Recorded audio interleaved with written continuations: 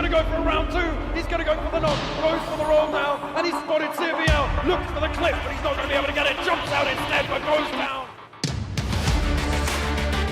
Moving forward, trying to get a better position using his focus advantage. Drives straight in. Out instead, but goes down. Now it's just Portal alive. For Soul in a 1 versus 1, but he cannot do it.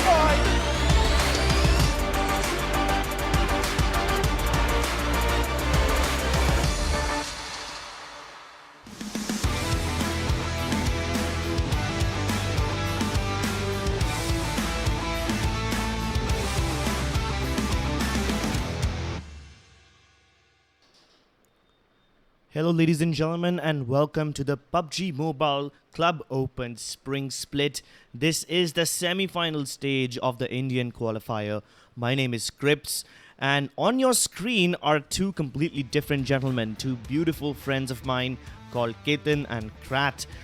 These guys will be handling the Hindi desk. Meanwhile, I'm sitting in Mumbai, far away from these guys, 1,000 miles away, and doing the English desk from the comfort of my own studio. And welcome to the semi-finals.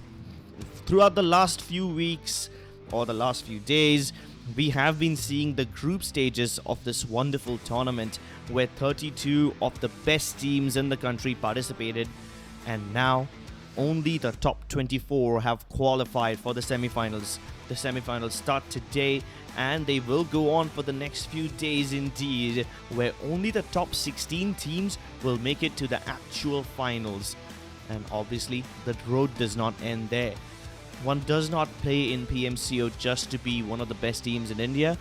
This tournament leads to the global stages. Of course, you have a chance of representing your country internationally if you manage to do well over here. But in order to do well, you need to rack up points. And how do you rack up points? So let's just take a look at the point distribution system. There's gonna be multiple games, 4 of them today. And if you win a chicken dinner, you get 20 points. You come in second place, you get 14. You get 10 points for coming in third. So on and so forth, all the way up until the 10th place.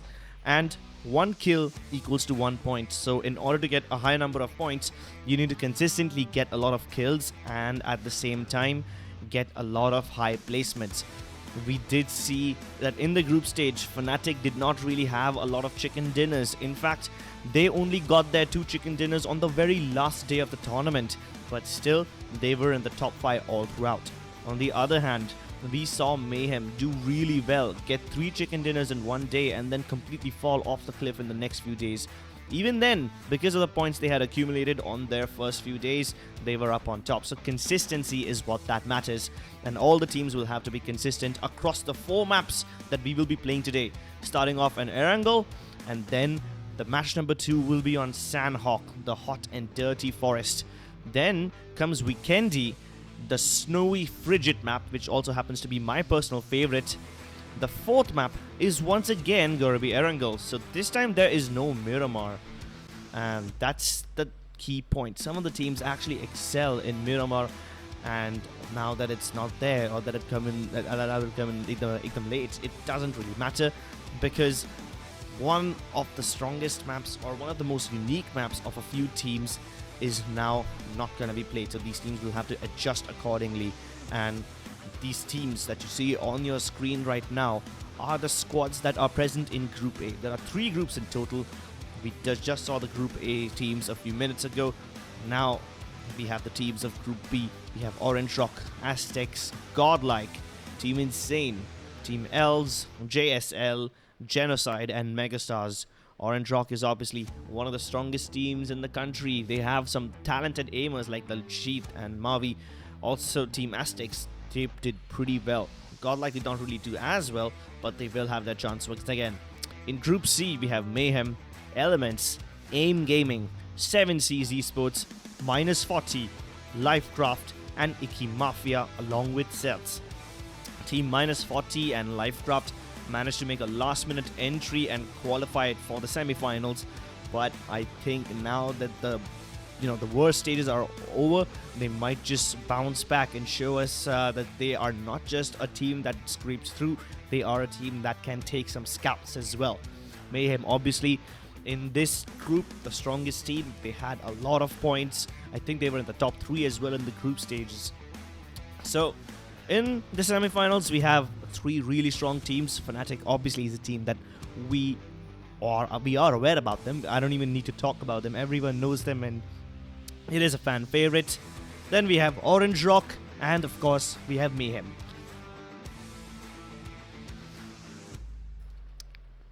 Either way, these 3 teams, they did show us a lot of good stuff in the group stages, and I think that a lot of teams have learned from them. They figured out how they play, and hopefully we will see that the other teams as well, the teams who are not at the top, will get to mount a comeback and give the best teams in the country a run for their money. Obviously, a few of the teams to look out for are also Elements, who surprisingly did really well. Obviously, they are a great team, but nobody, not me, I don't think anyone in the Hindi desk also would have expected them to finish in the top 5. So they are really the surprise runners. Gabbar from Team Elements had 30 kills throughout the group stage. And of course, how can we forget the TeamTamilas, the crowd favorite, who were consistent and they were always getting a lot of points. Unfortunately, they did not have a lot of moments to shine, but I'm sure they will get those chances today. -40 showed glimpses of brilliance at the start of the tournament. They did fall off a little in the end, but on the last day, they made a miraculous run and grabbed enough points to qualify for this tournament. Team Lifecraft also surprisingly managed to make it through, although at one point it did seem that their Lifecraft was about to sink. Haha, that was a horrible pun. But at the same time, I do feel a bit sad about the teams that did not make it. I hope that they will not lose their hope and they will continue to push forward, because we will be getting plenty of chances once again. Don't forget that after this we also have the wildcard qualifiers, so you might just get one more chance to get back into the tournament. Either way, ladies and gentlemen, let's kick off the semifinals in style as the plane takes off over the first map. It is our favorite, Erangel. It's a rather skewed plane path from the west towards Talba, and it's slightly biased towards the north, so the teams will have a bit of difficulty getting towards military base and Novo and all the other places down south. Even Milta, Shelter and Prison are gonna be tough to get to. But while that happens, I'm hoping that a lot of teams land in the Georgepool dockyards and give us some really interesting early game fights. Revenge heading towards Primorsk, safe and sound. Yuma splitting up over Gatka. In South Georgepol, we have Genocide in the city. We have TeamTamilas, who are heading towards North Georgepol, and Team Insane settling at the dockyards of Georgepol. JSL have taken complete control over Pochinki. Orange Rock splitting up above Pochinki and heading in towards the water town. I think they will take Rozhok also pretty soon. Team Marcos, they have taken control of School. Mega Encore still haven't taken positions. They are still flying down south, and they probably might settle somewhere near Shelter or towards the west hand side of the School apartments. Either way, the circle has popped and it is towards the west. Aztecc, VSGCrawlers, Fnatic, they're all gonna have to rotate in. Okay then, wait a second, look at the circle. This is weird from Fnatic. They are towards the other side of Yasnaya, and I have never seen them drop in this location before. Whenever Fnatic drop, they usually do drop towards the south side near Farm or Milta, or towards the edges of the coast. They take compounds after compounds. This time they're going for something completely different, so they have switched things up for the semifinals. Very close to them is Team Ecstasy as well, so this is gonna be an interesting fight. Either way, the more interesting fight over here is between Godlike and JSL in Pochinki. At the same time, we have Fnatic facing off with Team Ecstasy. So there are 2 fights happening at this time. Oh, this is gonna be fun. This is gonna be amazing. Keep in mind that JSL Godlike fighting in Pochinki, this has happened before. JSL once wiped the floor with Team Godlike in the group stages when they decided to fight them in Pochinki. So Godlike has got to be really careful. They do not want a repeat of the group stages to happen once again. So they have to be extremely cautious. At the same time, Paratosh, He's in contact with Team Ecstasy. Now, they have taken control of that house, but I think Paritosh is safe and sound behind this rock. His teammates are not anywhere close to him, so if he does get knocked, it's almost gonna be a confirmed kill because his teammates will not be able to save him at all. Can they do it, though? Oasis coming in the background. We saw him jump into a car a few moments ago, but does he come in for the fight? Do Team Ecstasy even know that Paritosh is here? They might just take this car and run away into the zone or run away to some other compound, but this is still risky territory for Paritosh. Now, as they finally make their way away, Team Fnatic do try to fire at them, but none of the shots connect. I guess both these teams will be going their separate ways. Either way, I'm actually surprised that Fnatic have taken this area. They probably expected the circle to pop over towards this side, but that's not the case. And now they will continue their journey onwards towards the south of the island where they usually do drop. This is really interesting. I mean, a lot of teams can learn from Fnatic. They don't take any big compounds or any big cities. They just drop in towards the smaller parts, and then few of them jump into the compounds and grab guns, whereas a few of their team members land in the middle of the road and try to find cars first. And that's how Fnatic are always on the move. They're almost always rotating in the cars, moving somewhere or the other. They just passed a member of VSGCrawlers, one lone member of VSG. There was not even any of his teammates nearby. If they had realized that, they probably could have finished him off right there. Paritosh and Oasis rolling in a jeep across the countryside like it's good old days. And this is such a brave approach, right? A lot of teams, they usually make mistakes in the rotation phase, but Fnatic are not afraid to split up. Like, they always go in pairs of twos, so one can drive, one can shoot, so the drive-bys are possible. Either way, Fnatic is one team which is not afraid to split up, simply because they know that their players are individually skilled enough to go ahead and take those fights all by themselves as well. Haha, Godlike getting out of Pochinki. Of course, I need to give you a little bit of context. I think it was on the second or the third day of group stages, I don't really remember. Godlike and JSL dropped into its Pochinki, and that was an interesting fight because JSL killed two members of Godlike, and then what happened is Team 7Cs, who are fighting some other team towards the other end of the map, they moved in towards Pochinki, following the broken down members of Team Godlike, and JSL, they got into a fight with Team 7Cs as well, and then Team Marcos came in and JSL wiped them out too. So it started off with two members of Godlike, and JSL ended up getting kills after kills after kills, and they had like some 15 kills in that match, so that was a really good game. And obviously, now that Godlike have moved out of Pochinki, it's a clear testament to the fact that they do not want to challenge JSL to the same fight again. Usually when someone loses, you do offer a rematch just for the sake of ego, but I guess Godlike is putting their ego behind them and taking the safer approach. Fnatic now back again at the southern rims of the circle. This is what we are usually used to seeing them do. They are towards the west of farm, looting up the smaller compounds. This is where Fnatic usually drops, so that one drop towards towards Yasna was a an anomaly. Either way, VSG, they have gotten cars. We saw them a few moments ago. They should be able to make their way in. Ecstasy haven't realized that they had a close encounter with Fnatic, and they need to move in now. Everyone else is pretty much in the circle already. Aztecs moving their way in. They will run into TeamElves and Power on their way in, so they might just try to fight each other out of the circle and then hopefully make their way in, or they might just have a road war, which is always interesting to see. Either way, Team Insane, who was at the George Pool dockyard a few moments ago, have decided to move out of there, and their teammates are splitting up, and they are heading in different directions towards Ruins and towards the southern fields of Gatka. In Gatka, though, there's plenty of teams who are split up. We have Godlike, who are not as far apart, but they're kind of nearby to each other. UMEmba also over there. Luckily, UMEmba isn't splitting up this time, because the last time they did split up, they had a lot of problems. JSL, they've taken a compound. Orange Rock, obviously, in the one compound towards the edge of Ruins and Watertown. So, pretty much every team is in the open fields. Now, here's where the things get interesting. If you look at the circle, there's not a lot of cover, okay? So, there's not a lot of major towns that you can hide in. All these teams are going to have to keep their cars intact for two reasons. One of them is to obviously rotate and go from compound to compound, because the circle will force you out in the open. And the other one is, if there is no compound available to take, you're going to have to build a few compounds and use those cars as cover. Insane Sky won't be getting any cover at all.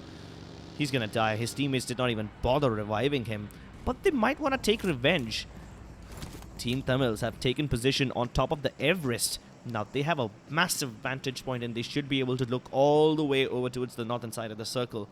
And the circle will change in a few moments. So that's going to be interesting to see how Team Ravens decide to move. Will they continue staying on top, or will they move on towards the bottom? There is an airdrop, if you look at the circle, somewhere in the center of Gatka, but nobody's claiming it at this point. That's interesting. Team Marcos is close by, and Godlike want to fight over it. But will they commit to the fight just yet? I don't really think so, and the circle moves. It's towards the south. It doesn't really change much. I mean, all the teams are pretty much still in the circle, except for Team Aztecc, who are still just making their way towards the north of Rozhok. Team Power have just entered the circle, and another team is right behind them. There is Team Ecstasy, who might just run into Team Power really soon. The Groza in the open fields lies unclaimed. It's interesting. At least in a circle like this, I don't see the Groza being this relevant. Especially when there are so many open fields. You probably would prefer something like an AUG or an MK14 when the circle is in the open fields of Gatka and the ones beside it. Although, if you are the kind of team who rushes compounds, then yeah, maybe the Groza can be effective.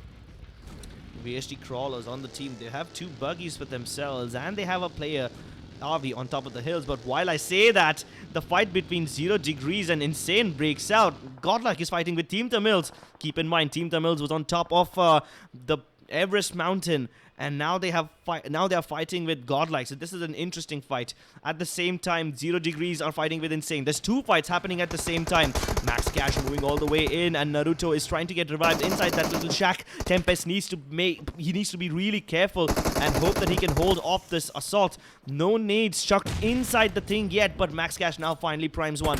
And as soon as they move their way in, they're gonna be exploding to smithereens. Both the teams priming their grenades. Who's gonna hit first? The nades do connect. They do a little bit of damage, but the dude is still alive. Insane using the smoke cover and holding off behind the cars. No damage done yet. No knocks down. All 4 players still alive as they're trying to look for an advantage. They just need one nade to connect, and then that's gonna be possible.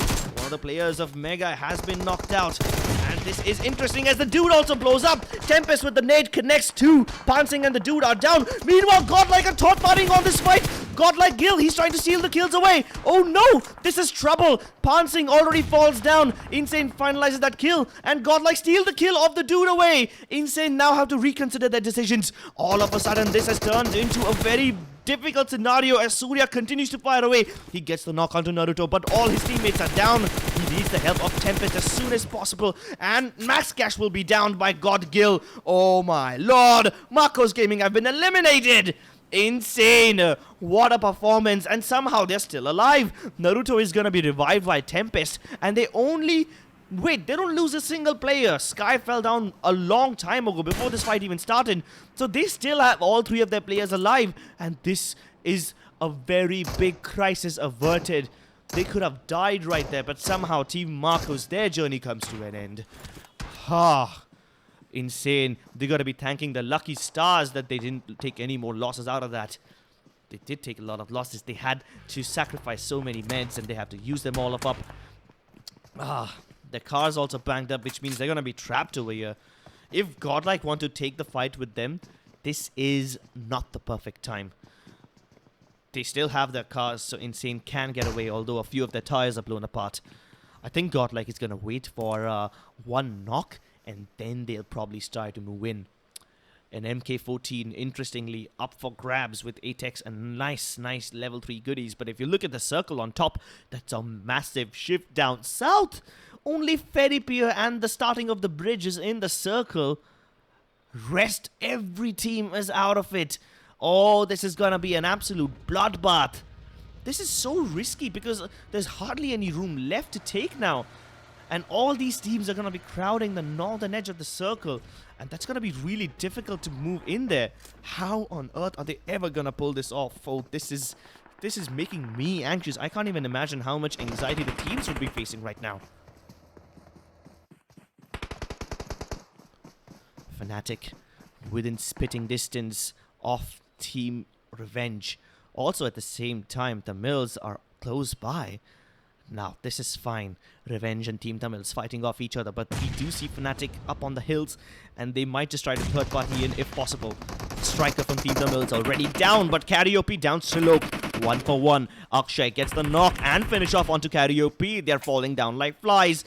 They have to look down, but it's fine because Raid is going around the other side. I don't think they're going to be ready for this flank. TeamTamilas are busy fighting off from the other direction, and Raid survives. Raid was getting fired by Team Fnatic, but he makes it into the warehouse.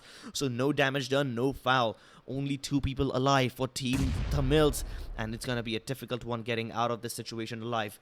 Both of them trapped behind the blue containers. Now, one thing that they have in their advantage is the fact that Revenge can only attack from the other side of the warehouse. One side they can't go towards at all because Fnatic is covering that. So Team TeamElves only have to guard one direction. They don't have to look both ways of the blue container. So that's at least one good thing about this fight. But how long can they possibly stay alive? Revenge trying to take shots at Fnatic. None of them connect, but it doesn't really matter because Fnatic don't care about this fight. They're just standing centrally and they want to gather information more than kills on top of this. They know when the perfect time to strike will come, and they will roll down that hill, try to third party in when things get hot and heavy. Team TeamElves taking advantage of this chaos, and they've fallen away. Team Revenge don't realize that TeamElves have made their escape, and they're at the edges of the ridges now, crawling into the grass, hoping that nobody spots them. There's nobody out towards the left-hand side of them. But Revenge, do they realize that Team TeamElves is getting away? They're still checking using the third party, and they are nowhere to be seen. Where'd they go? Asking Team Revenge, and Akshay spots them. Striker's been downed. Now Mr. Spray in a lot of trouble because he's the last man surviving for Team TeamElves. 1 versus 4 as all of Team Revenge start converging upon him. He starts to spray no scope with the AK-47, but it's not gonna be any good. Team TeamElves down in 15th place. Surprisingly, Fnatic have not decided to come down just yet. We do see Team Insane at the background, and Team Insane heard the gunshots in this compound, which means they will avoid it. Insane already took one loss. They lost a player, Sky, towards the start of the game, and they won't be crashing into this compound, so they're gonna take and look for another way around. TeamElves engaging in a road war, and JSL manages to knock Avi out. Oh, this is difficult. Matt now alone in his car, Nipu close behind him, all of them in the same car, but do they stop and fight, or do they continue to run away? It seems like Elves do not want to fight. They want to cut their losses short. But as soon as they escape Team JSL, they might run into Team VSG. The trouble just does not seem to end for them. Oh, it's a race. It's a race into the play zone, and they try to crash into each other. Fiaz knocks out Avi as well. Nipu, one of the last men surviving for TeamElves, and he's surrounded by VSGCrawlers as well. Godlike steps into the fray, and then knock out Duke. Oh my god. The Elves are getting picked apart. It's an open buffet. Avi downed by JSL, Duke downed by Godlike. It's only Matt and Nipu surviving. Duke just got revived, and they do have cover of this one little shack. So the Elves are gonna be counting their lucky stars. They managed to make it into the circle with just 1 man down. But the trouble, it's far from over. Surya on a triple buggy. He will be getting cover as Insane do knock out Fiaz, and they get the kill onto Robin God as well. Team Insane doing so much damage to Team JSL. And 1 second ago, JSL were safe, but now they're no longer. Team Tempest, they can't overextend. Even though they have the knocks onto JSL players, they can't go ahead and finish them off because when they step out, Fnatic will try to fire at them. Oh, this is so problematic. Fnatic on top of those hills have such a great central position. Now, Insane engaging upon Elves, and they blow up! It's an explosion. Nepo goes down in it. Luckily, he does have Matt close to him so that he can get revived. But Duke was knocked out by Akshay from Team Revenge. And what a shot! That Kar98 finishes off Elves, and that is gonna be it. Tempest with a well-placed Kar98 shot to the head destroys them. And now he has JSL into the fight. Tempest does not want to back down. He is on a roll and he wants to keep it rolling as he knocks out Glaive as well. Oh lord, JSL down to their last members. Fiaz has been finished off and they only need to revive upon Surya OP and he goes down as well. Team JSL knocked out on the 13th place. Oh, this is so problematic. The circle, it's about to shrink once again. Insane are in a tough spot. Even though they are getting fired upon by multiple teams, Insane have managed to knock out multiple teams already. So I don't think they should be too sad if they get knocked out right now, because they already have plenty of points in the bag.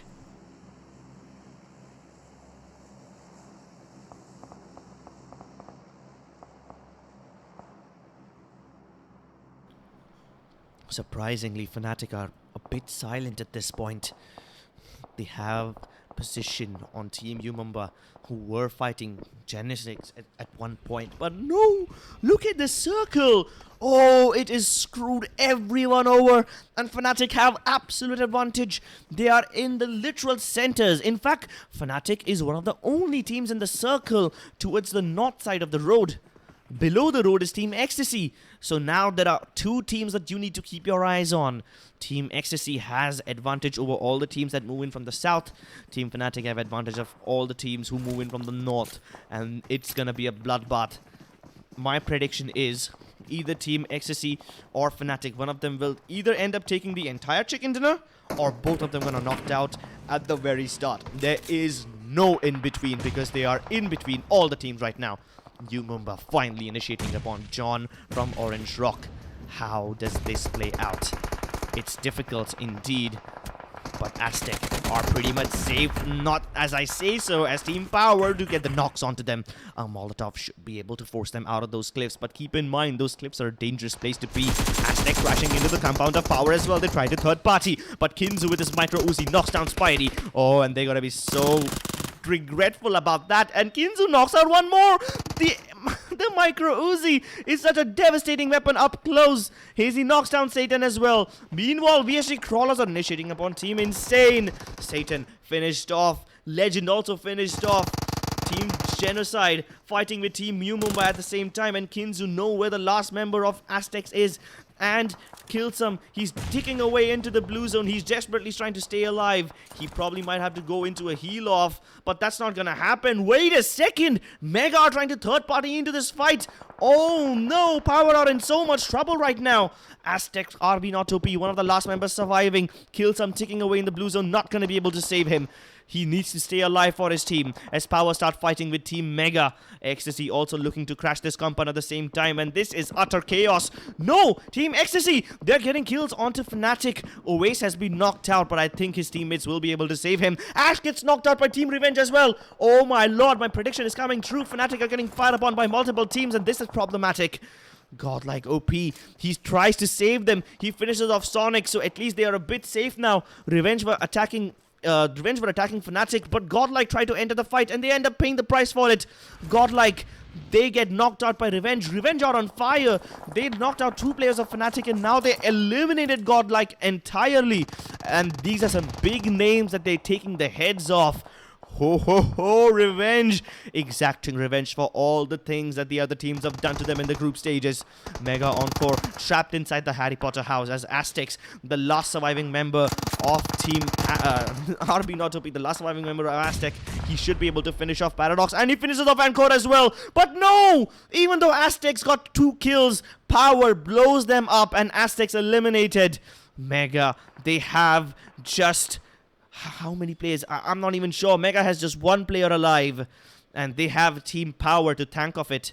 Vexy would have been finished off by Team Ecstasy if it wasn't for Mogambo. But Mogambo gets knocked by Orange Rock.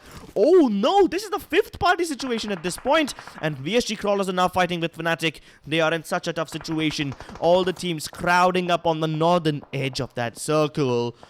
This is an absolute bloodbath. Team Ecstasy, after they got the kills onto Power. But no, wait a second. Ecstasy knocked out Power, Podo, and Team Orange Rock stole that kill. This is amazing. Team Full Power, they get knocked out because they took fights with Ecstasy and Orange Rock stole those kills. But while I say that, Fnatic Paritosh, he blows up one of the players. Revenge are now third partying upon VSGCrawlers. Critic has Mavi and Anto in his sight. He tries to fight them, but it's not gonna connect. None of the shots are connecting, actually. They are safe behind those vehicles. And Orange Rock, this is such a smart play from them. They were just positioned at the edge. They were just third-partying and stealing kills away. They do not want to fight at all. All they want to do is steal kills away. Paritosh, last member surviving for Team Fnatic. He knocks out the Trilok from Team Revenge and he finishes them off as well. So even though he's the last member standing, he's continuing to take points for Team Fnatic. Both the teams who were at an advantage at 1 point, Ecstasy and Fnatic. Fnatic knocked out, but Ecstasy still going strong. So half of my prediction came true. The other half depends upon the luck of Team Ecstasy. Paritosh desperately trying to hide. Revenge, they finally find him. VSGCrawlers are the one who eliminate Fnatic. Orange Rock finally decide to come out of the hidey holes. The play zone is gonna push them inside, and while they're coming in, Team Orange Rock are gonna take some names. Vexy jumps into a car and he uses it as cover. Last member surviving from Team Mega as Team Genocide finish off one of the players of Ecstasy, and now they're down to 2. The favorites are taking a lot of kills. Genocide, they get 2 knocks. Oh my lord, this is amazing. Mumba, they're doing so much damage. Ash Gamer spots him out. He's trying to finish him off, but no! Mumba, they get the knock from prone to prone onto Ash Gamer with the micro Uzi. He still has to crawl his way in. Needs to heal as well because the play zone is gonna push him inside. And Team Genocide are trapped between Ecstasy and the last surviving members of Team Mumba. He has the rock for cover. The play zone stops hunting him, so he has some time to heal up. Meanwhile, VSGCrawlers just hiding, biding their time inside the smoke, but it doesn't matter. Akshay will find them inside the smoke, and VSGCrawlers are out of this game. 6 teams remaining, 11 players alive, and all of them are trying to use their cars for cover. Orange Rock, with the perfect fortress that they've built, get 2 knocks onto Team Ecstasy players. Keep in mind that Ecstasy was one of the only teams who had multiple players alive, but now they're down to their last one. Their cars blown up and they hardly have any cover. Revenge Akshay, the last man standing for his team, hiding alone, and he's far away from the action. He might just be able to survive this. Team Genocide, the highest members alive, not anymore, as Anto finds them. He finds Noob, and now Genocide are also back to 2. Genocide, Orange Rock, Ecstasy, all of them with 2 players alive. No! Akshay, the last remaining player from Team Revenge, he's gonna tick out of the blue zone. Oh, Anto, he knows exactly where Vexy is. He's throwing the Molotov to push him out of his position, and this is problematic. If Vexy, that Molotov connects, he has nowhere else to go. Genocide finish off the last member of Mumba, and that's gonna be the last team down. 2 versus 2 versus 1. Oh wow, Anto on fire. He finds ED as well. Genocide down to their last member, and Anto and Orange Rock, they are in complete control of this game. Team Ecstasy do not want to fight at all, but while that happens, Unreal finds the kill onto Anto. Oh no, Ecstasy are fighting back. It's all up to Mavi, but he's too busy dealing with Vexy. Vexy just hoping that the Molotov doesn't connect. He's trying to stay alive for as long as he can, hoping to get placement points for his team. Mavi down to the last man. 2 members alive of Team Ecstasy, and they have the man advantage over everyone else. Orange Rock have Mavi alive and 1 player knocked out, but I don't think they're gonna be able to revive each other. Genocide, Critic. Keep in mind, ladies and gentlemen, Critic has shown us some amazing action throughout the group stage. Critic, the last member surviving for Genocide, he managed to get his team to 2nd place in multiple maps in the group stage, and he was able to steal kills. If you want one man to stay alive, it's gotta be Critic. Mega, he fires upon Team Orange Rock and he steals the kill away. Keep in mind that the last member of Orange Rock, Anto, he was knocked out by Team Ecstasy, but now Mega Vexy has stolen that kill away from Ecstasy. This is great. 2 versus 1, and the battle has come to a standstill. 5 people alive from 4 different teams. Ecstasy have the advantage over here. Who will move first? And that's gonna be an interesting question, because I do not know. Surprisingly, none of the players are firing at each other. They are hoping that the next circle pops and somebody makes a mistake for them to start firing. Mavi with his superior firepower, he gets a knock onto Frosty. Oh my lord, this is problematic. Now Ecstasy are down to 1 last player, and he wants to finish off Frosty right the hell now.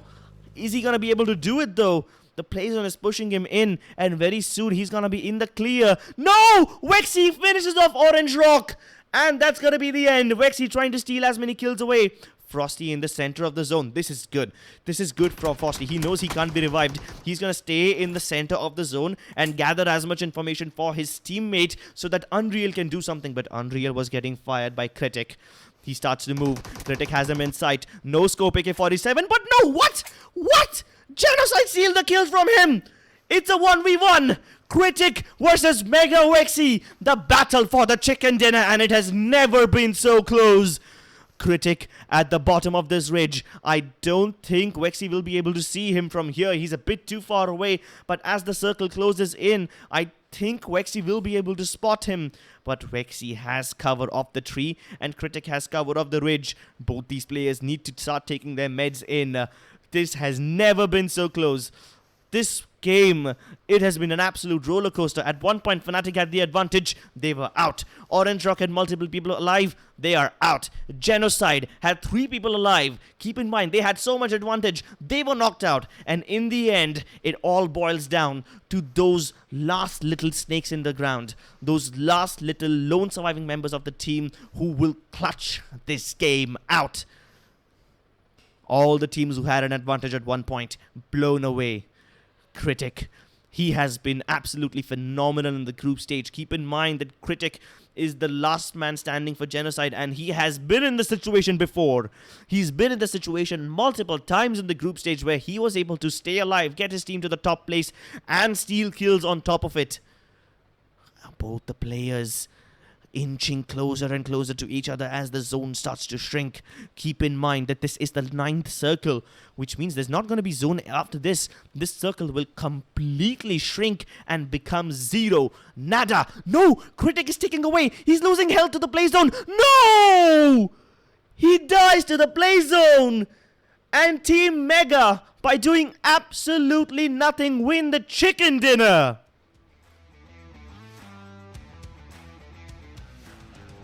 What an absolute roller coaster of a game. I need to catch a breath after seeing all that action.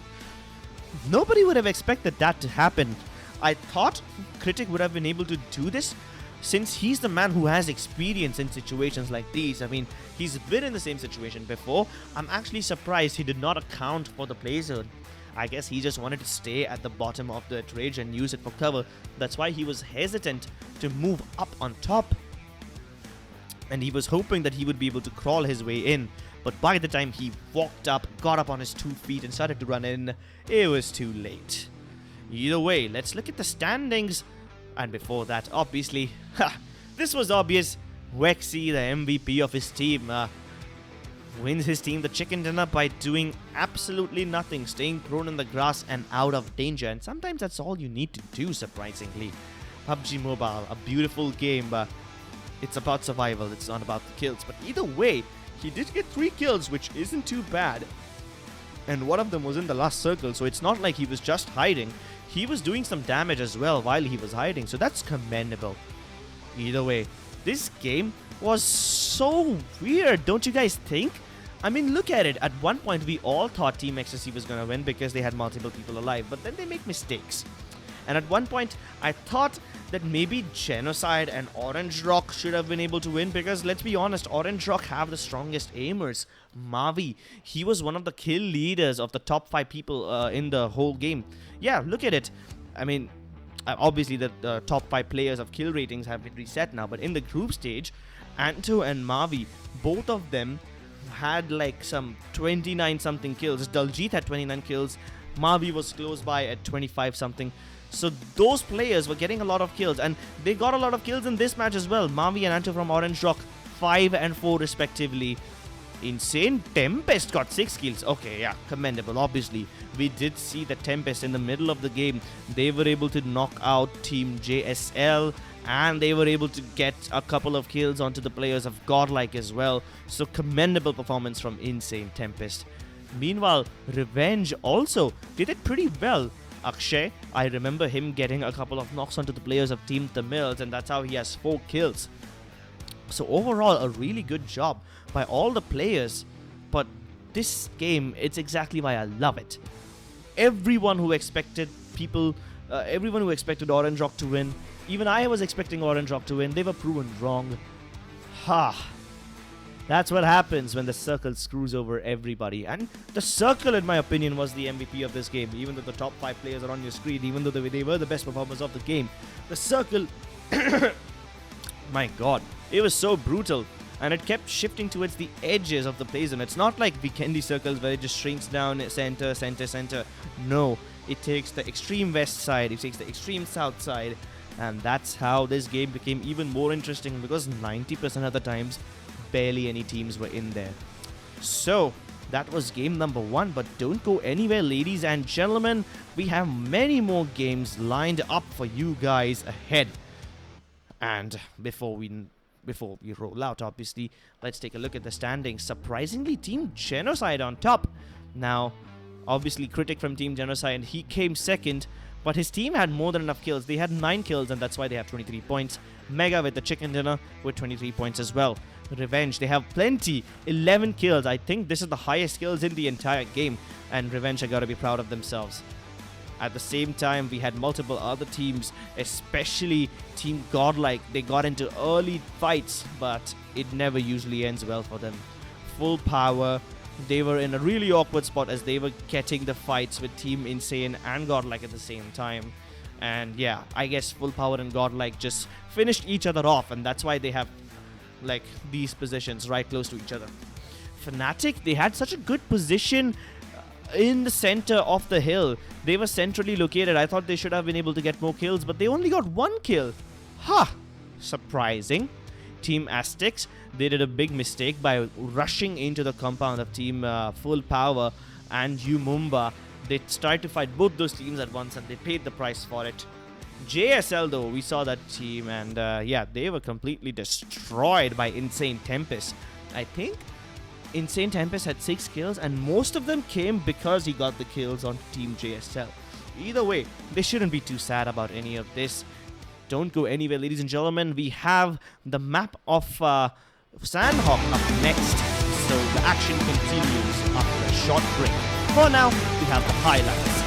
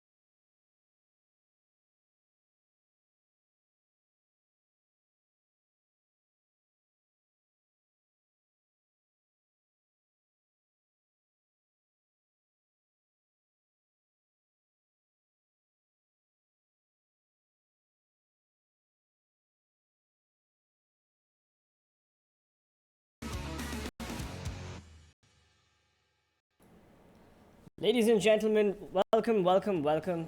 This is PC Peasants Gaming, and I'm finally back at the studio.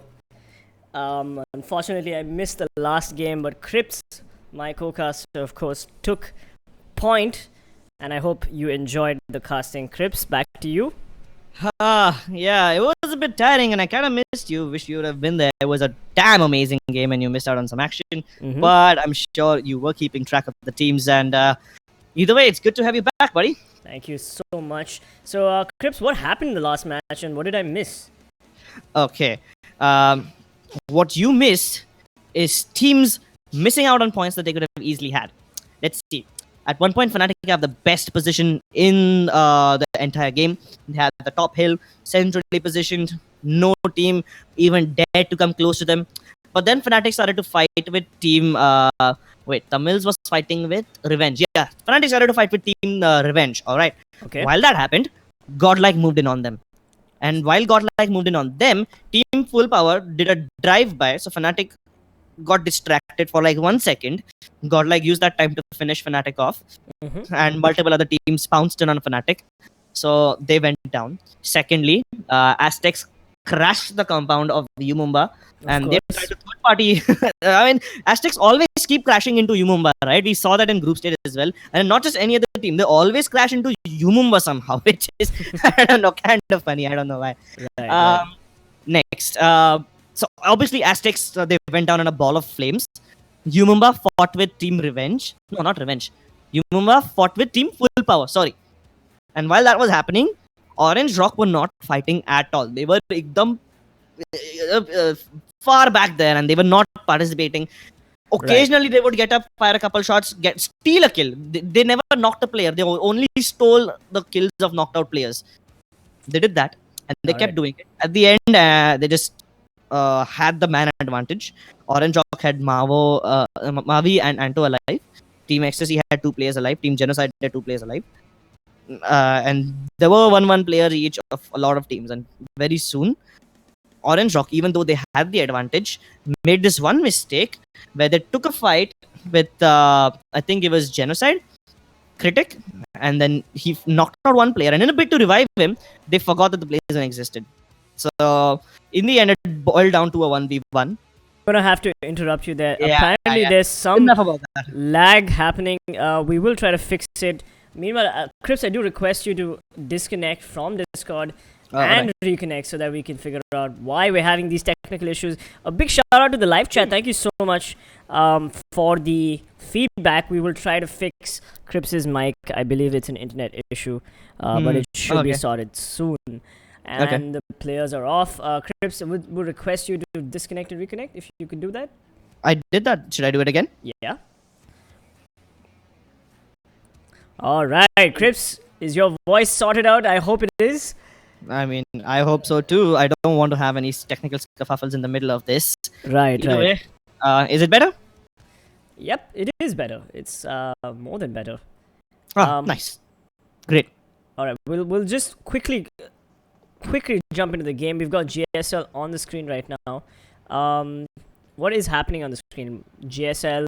We've got so many different players. We've got Full Power outside at Tathmok, Umumba in Hatin, but most of the teams seem to have dropped in the Ruins Island, which is good for them. But where are Fnatic?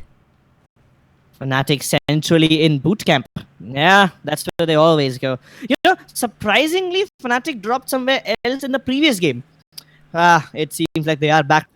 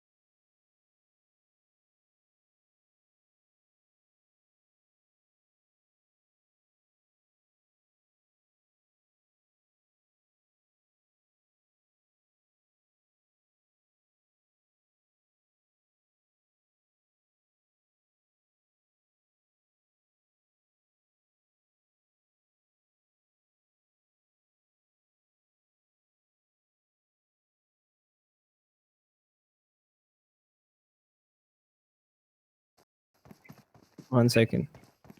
You want me to drop the bitrate to what? 4,000? I'm at 5,000.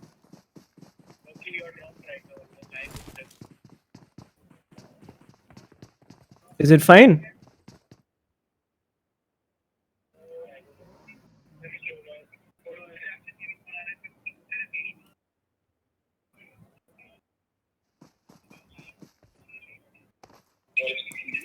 Are you live, Crips? Okay. 1 second. You want me to drop the bitrate to what? 4,000? I'm at 5,000.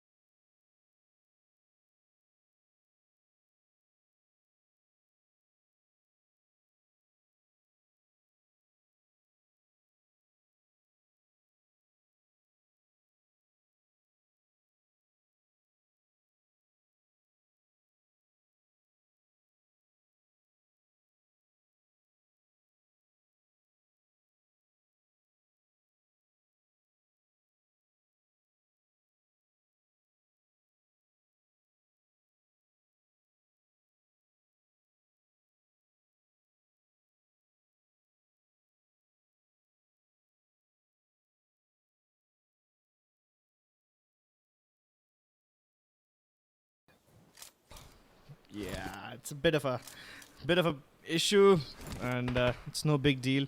I think we only missed like one fight between TeamTamilas and someone. Either way, I hope most of the action is still up for grabs. Yeah, absolutely. Well, we're very sorry for the issues that we're facing right now, but hopefully it is sorted out. Either way, you know what? We are not the only one with issues here. Mantiope has a lot of issues. He's got VSGCrawlers. They're not crawling. They're running all the way up the hill towards him, and he has nothing to face them off against. Hiding and biding his time behind the rock. But CG will eventually finish him off. TeamTamilas going out at 16th place. So, Rohin, are you still dealing with something, or? No, I was just doing a quick sound check, and yes, everything seems to be fine. Take it away, Crips. I would like you to be primary on this cast, as I just keep doing some sound checks in the background to ensure that our viewers have the best experience. A big shout out to Aditya Gaming and everybody else in the chat who did point out the audio issues that we were having. Thank you so much. But yeah, guys, we got everything under control. Thanks a lot for your support. I mean, we would be absolutely nothing without it. And yeah, let's just hope that the rest of the game is pretty cool. So, circle finally. All right. Now that we are settling in, guys, I'm gonna be honest. It's not easy dealing with multiple issues like this at once, and then trying to pay attention to the game as well and everything. And either way, I hope you guys understand. Circle up on the screen. Let's see how it is. Most of the teams are down towards the Ruins Island. Already? Really? Alright then. I did not expect them to move in so quickly, but I guess the circle is also pretty obvious. Most of it is down towards the Southern Island, so I'm assuming the circle will go down there in the final phases, so the teams are already preemptively rotating. Now, you know what's going to be interesting? If the circle moves somewhere else and everyone gets destroyed. I mean, it's a sadistic thing to say, but it's going to make for an interesting game. Yes.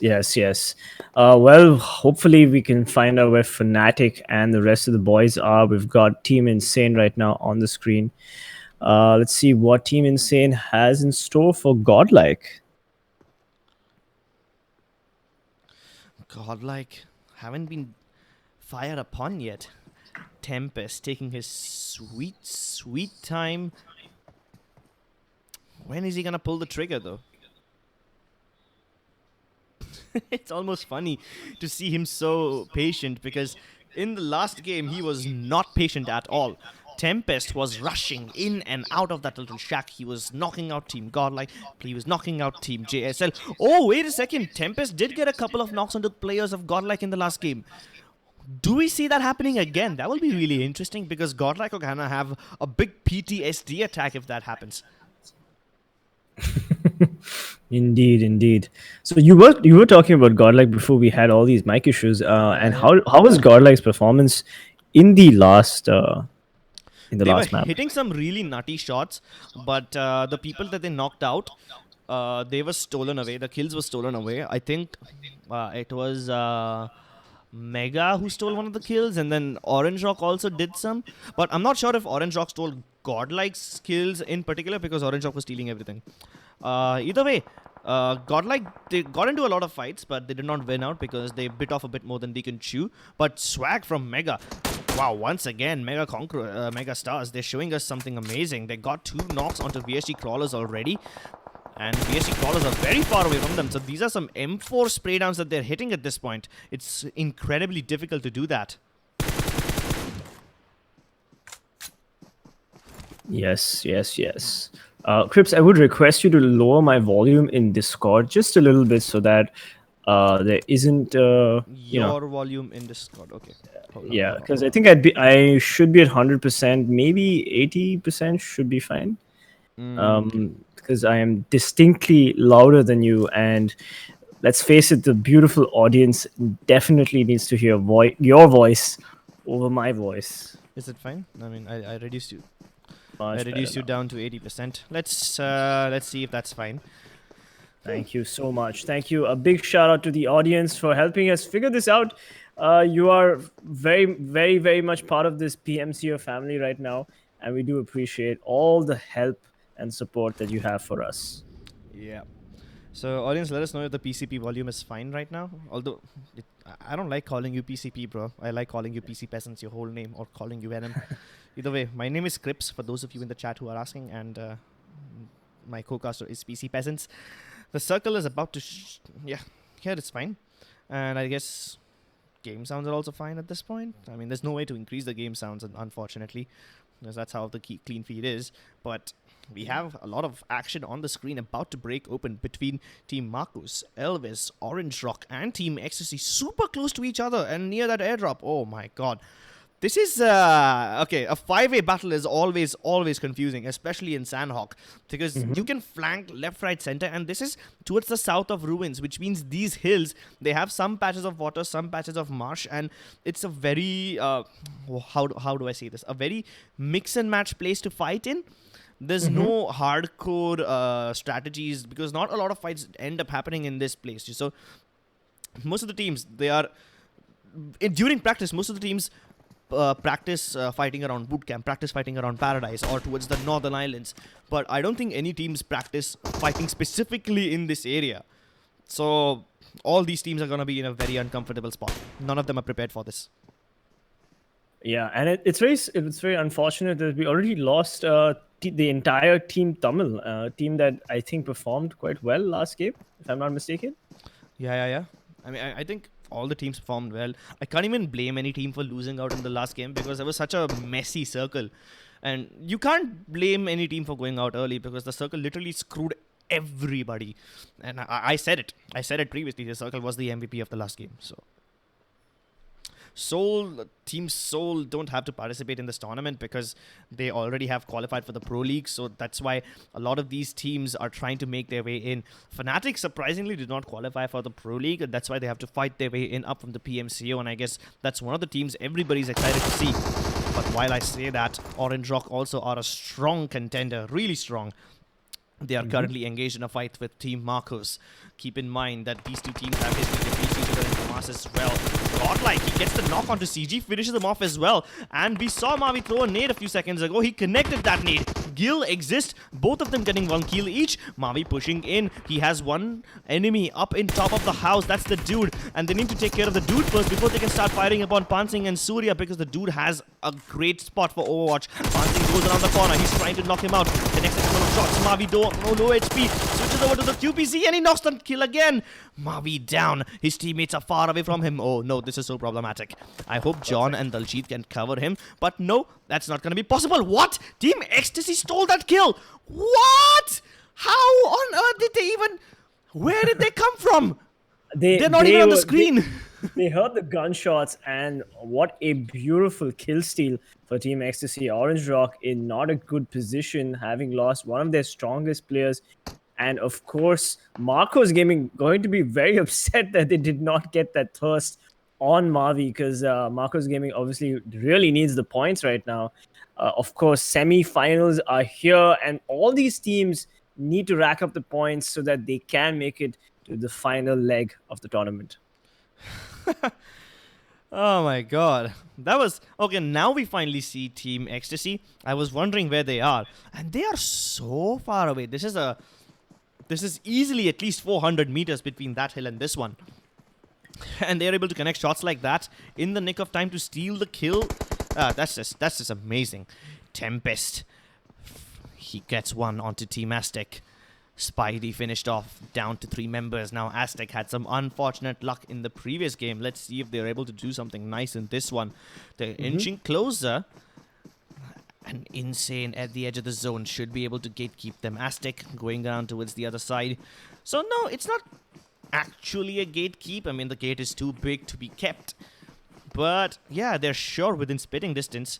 Absolutely. I mean, 400 meters is still not a lot of distance for Sanhok. I mean, you can definitely get a... I mean, these are professional players. These are the best of the best. They can definitely get some professional players. In the meantime, we've got Insane Naruto getting a knock and a thirst on the Aztec player. And another knock on Satan while Legend finishes him off. Team Insane... Oh, but Team Insane just gets hit by Glaive from JSL. Team JSL also entering the fight. They do not want to get those shots in, but Glaive pays the ultimate price as Tempest gets the knock on Glaive, finishing... Oh my god, Revenge Esports! This is a free-for-all buffet for all these teams, hearing gunshots and just chiming in with all those beautiful kill steals. Revenge Esports stole that kill, and keep in mind they have a habit of doing so. They also were trying to third party in on some fights in Erangel. Unfortunately, they didn't third party as effectively as Orange Rock did, but they sure will be able to get the kill onto Killsome, and Aztecs are knocked out of the game already. Indeed. Revenge Esports is Akshay trying to get another knock on JSL. He fires a couple of rounds at him, but he doesn't connect. But he's got his intel right there as Trilok, Akshay's teammate, pushes forward. But meanwhile, Marcos Gaming off the screen has managed to get a knock on TeamElves Matt. Let's see what happens here. Akshay cooking his nade. Oh my god, we've got the Team Genocide also chiming in on a knock with Team Ecstasy's Salil. We've got so many multiple teams fighting as he XDD tries to get the thirst on Sahil, but the smoke... Oh, he gets Unreal a little bit. Critic gets the knock on Unreal. That's a double knock, god. Oh my god, Robin caught out in the open, unfortunately, pays the ultimate price and is out of the tournament. Oh no, JSL made some really questionable decisions in that fight, pushing up without any weapons in their hands. I don't know what they were thinking. Okay, fine. I mean, some moves can't be explained. Either way, no problem about that, because Revenge are about to fight against Team Genocide. Raid trying to spray them down through the windows, using the smoke as cover so that they can get up close and personal, but Ash Gamer won't allow that. He gets the headshot onto Raid. Sanhok trying to flank them from the other side, going around the edges of the house. He's trying to third-party peek into the window. Noob primes a nade, bounces it off the ledge and the Molotov towards the left-hand side so that they can't revive Raid. This is gonna force Team Revenge to go around the left-hand side, and Noob uses that chance. He manipulated them into moving towards the other side, and he got one knock onto Trilok as well. And now Akshay is desperately trying to finish off Raid, but he manages to revive him just in time to knock out Ash Gamer. Oh, the timing! It is perfect! Akshay using his meds desperately. Noob getting fire from Team Orange Rock. Oh no, they gotta be careful about them as well at this point. Meanwhile, on the other side of the screen, Team Ecstasy did some amazing stuff with grenades, but I'm gonna talk about that later. No, wait, they are on screen. Let's talk about them instead. Unreal getting shots onto Tempest. They do have a nade, it blows up, but it doesn't knock anyone out. Sahil 2K, he gets finished off by Naruto's nade, but it doesn't really matter because the team has been eliminated. Team Ecstasy, amazing gameplay. Oh, and boom, Raid goes down in a fury of shrapnel. DD storming the house with the M416. He's trying to spray them down. No, it doesn't connect. He's gonna finish them off. Megastars also out of the picture. Revenge storming this compound and taking everyone down. Absolutely. Shooting first, taking names. I gotta say, Revenge Esports have shown their skill in that last fight right there. And it's up to Akshay in the blue zone. Is he going to be able to heal off? Yes, he does, as he needs to rotate into the circle.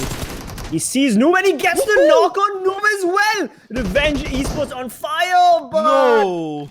Oh, I spoke too soon, as Critic does get the trade and he goes to help up Noob. I gotta say, this team, Team Genocide, they were under so much of pressure, so many different firefights, but they did survive finally.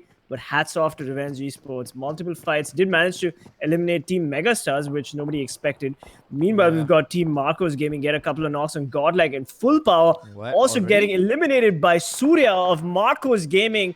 Finally, Marcos Gaming is the comeback reel for this team, the team from Hyderabad that has not been performing so well in the first match, but they seem to be back in the second match. No, the play zone takes out Critic. And meanwhile, the PlayZone also takes out Carry from Godlike. Kiki, meanwhile, Kiki, oh my god, Kiki getting the knock and the thirst on Ronak. Fnatic's Ronak as Team Mumba also addresses Team Fnatic. Where were Fnatic all this time? I did not see a single fight. I don't see a single fight between Team Fnatic and any other team. Now that I finally see one, Team Ecstasy is already beating them. Oasis was knocked out by a nade. How is Team Fnatic taking so much damage? Ecstasy, they were perfectly avoiding the nades as they heard it bounce. Paritosh manages to get one knock, knocks the Venom, and he gets a knock on the Sahil as well. Paritosh on fire. Ash finishes them off. And what on earth did Fnatic just do? 3 seconds. 3 kills and an entire team wiped out. Oh my lord. That's exactly what it means to go up against Fnatic. Can you blame them? Can you blame them? Especially since they did take off Ronak. Fnatic's going to be definitely pissed off about that, and they were definitely going to win that fight. Paritosh again having to pick up Oasis. They are in a tricky situation because the circle is a little bit far from them, but meanwhile, Godlike again dying to the play zone. It looks like the play zone got so many kills this circle.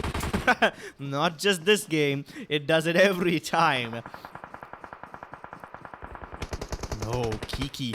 He engages with Paritosh. Paritosh has been knocked out. Meanwhile, Elvis fighting with Team Marcos. The dude trying to do as much as he can. He finishes off RV, and that's the last member of Elvis. Oh my god, Orange Daljit, the double spray. It's up to Ash if he can clutch this, but he does not touch. Oh my god, Daljit with the 3K finishing off Fnatic. Meanwhile, Marcos Gaming spraying blindly at the Orange Rock players, does not manage to get the connect, but what a beautiful play from Daljit right there. I'm sure he's going to be topping the kill leaders board after that 3K on Fnatic. Mumba Bhishma, one of the strongest players of the team.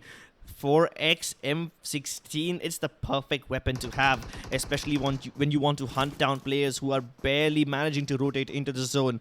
Keep in mind that Daljit is already getting pushed. He has to move in, otherwise he's gonna tick away in the blue, and he's staying there. He's surviving in the blue. Can he heal it off? Yes, he does. And now he's gonna take that chance to move in. No! Max Cash spotted him, and Orange Rock will be knocked out. It's Absolutely. down. Marcos Gaming on fire, and it's a 4v4 situation. Mumba versus Marcos Gaming. And I gotta say, Marcos Gaming with the 12 points lead is going to be feeling pretty warmed up and confident about winning this Sanhok game. Nades go in. None of them connect. No damage done. They spotted out LBXN. I haven't seen this player play from Mumba before. I think they substituted him for one of the players in this game, because I haven't seen this guy play in the group stages. This must be a new player. Bhishma. Oh no, he was trying to guard Kiki, but Kiki's been down by Max Cash. I think he will be finished off as well. Bhishma throws a nade so that he can boost Max Cash back. Oh my god, I butchered up his name. Either way, he throws a nade so that he can protect Kiki. Bhishma, he drop shots, doesn't connect. He's getting fired. Surya trades him away. Double peaks, and Bhishma is out of the picture. There's no way his teammates can save him. Bhishma, Kiki, both of them down, as Marcos Gaming are playing this nice and slow. They're holding their ground. They are attacking the members of Mumba, and they overextend. It's down to Goldblade and LBXN. 2 versus 4, and they seem to know exactly where they are. Priming the smoke so that they can move them around. Goldblade, I think they heard the pop of his pin. He throws it. Does it connect to Surya? And boom! Straight to his face. It bombs right on top of him. Now what do? He has a Molotov as well. Wise decision throwing it at the window. That's one less place he now has to worry about. That's gonna allow him to have options open. It allows him to go in from the right side. Meanwhile, he's not going from the right side. Then why did he even throw that Molotov? There's a huge area he just cleared up. He's not taking advantage of it. Bouncing from the other window. He's trying to lay down the fire onto Goldblade, but he's still alive. He's surviving. Safe behind the tree, at least for now. But at this point, the Molotov will be extinguished, and Goldblade gets finally found. 1 versus 4. How much can he do? He knocks out Mash Gas, but that's it. That's gonna be it. He can't do anything more. And Marcos Gaming walk away with the chicken dinner. Absolutely. Look at that scoreboard. We've got the Hyderabad team with, I believe... Wait, I'm just going to have to add this up really quick. It's 11 plus 5. 16 kills. Wow. 16 kills for the Hyderabad team. Marcos Gaming going to be feeling pretty happy about themselves. That is a huge point advantage. Mumba coming in second with just the 2 kills. And Orange Rock's Daljit, of course, getting 4 kills for his team. Orange Rock coming in 3rd place. And Fnatic, unfortunately, in a bad situation. Dealing with Daljit's lead, losing Ronak pretty early on in the fight with only 3 kills. That is the top 4 situation right now. Huh. Max Cash with 6 kills. Wow. Like, just wow. I mean, we hardly caught any of the Marcos Gaming fights on the screens.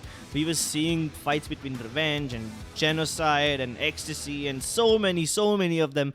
But we barely saw Marcos Gaming because they were so sneaky. They played along the edges of the zone throughout the entire game. Unlike a few teams who took central positions, but this time the edges played off for them. And a lot of teams rotated towards the southern island very early in the game, and that's why we were able to see consistent fights all throughout. I mean, that's something that I've not seen these teams do before, but I guess the zone was a bit too predictable this time. Yeah, we've got Max Cash, of course, with the highest amount of damage and kills. 6 kills. Surya from Marcos Gaming as well, coming in with 5 kills and 592 damage. And Daljit, of course, with the beautiful spray down on the Fnatic players with 4 kills with 567 damage. And then we've got Akshay with 3 kills and a whooping 875 damage. Let's not forget the Revenge Esports, their amazing performance against Mega and Team Ecstasy. I mean, they did not, unfortunately, win that fight, but Akshay was the last man standing. And look at the amount of damage he dished out. And let's not forget the dude, of course, with 3 damage and 726, 3 kills with 726 damage. We've got 3 players from the Hyderabad team of Marcos Gaming. in a top 5 player situation, and they're going to be feeling pretty good about themselves. I'm sure they are definitely enjoying a beautiful winning biryani or whatever you guys do in Hyderabad. I mean, dude, Hyderabadi food is lovely. It's the bomb. I think you ate so much that you had an upset tummy over there, didn't you? Let's not talk about that, because clearly Hyderabad's I just wanted biryani. to put you in a tough spot. Sorry. Hyderabad's biryani is not to be trifled with, and we've got Marcos Gaming coming up first place with 36 points. I believe that is one of the highest points any team has got in a match, with UMExRxN coming in second with 16 points, Orange Rock coming in third with 14 points, Godlike unfortunately dying to the play zone, but they did get 6 kills, so they have secured 4th position right above Fnatic. Yep. Team Ecstasy, they took a nice fight against Revenge, but I don't know. Wait, how did Ecstasy fight Revenge or did Genocide fight Revenge? I don't remember. I believe, yeah. I mean, there was Genocide, of course, third party on Team Ecstasy, but yeah. Okay. Alright Yes. then. Doesn't matter because I mean, Revenge Esports still got 5 kills out of it, 7 points in total.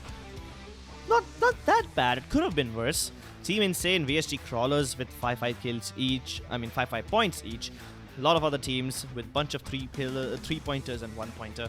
But this is just the second game of the day. We have Vikendi after this. My personal favorite.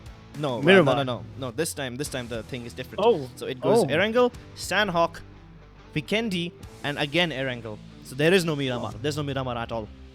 Oh, I see. Interesting. So they changed it up a little bit. They changed it up for the semis.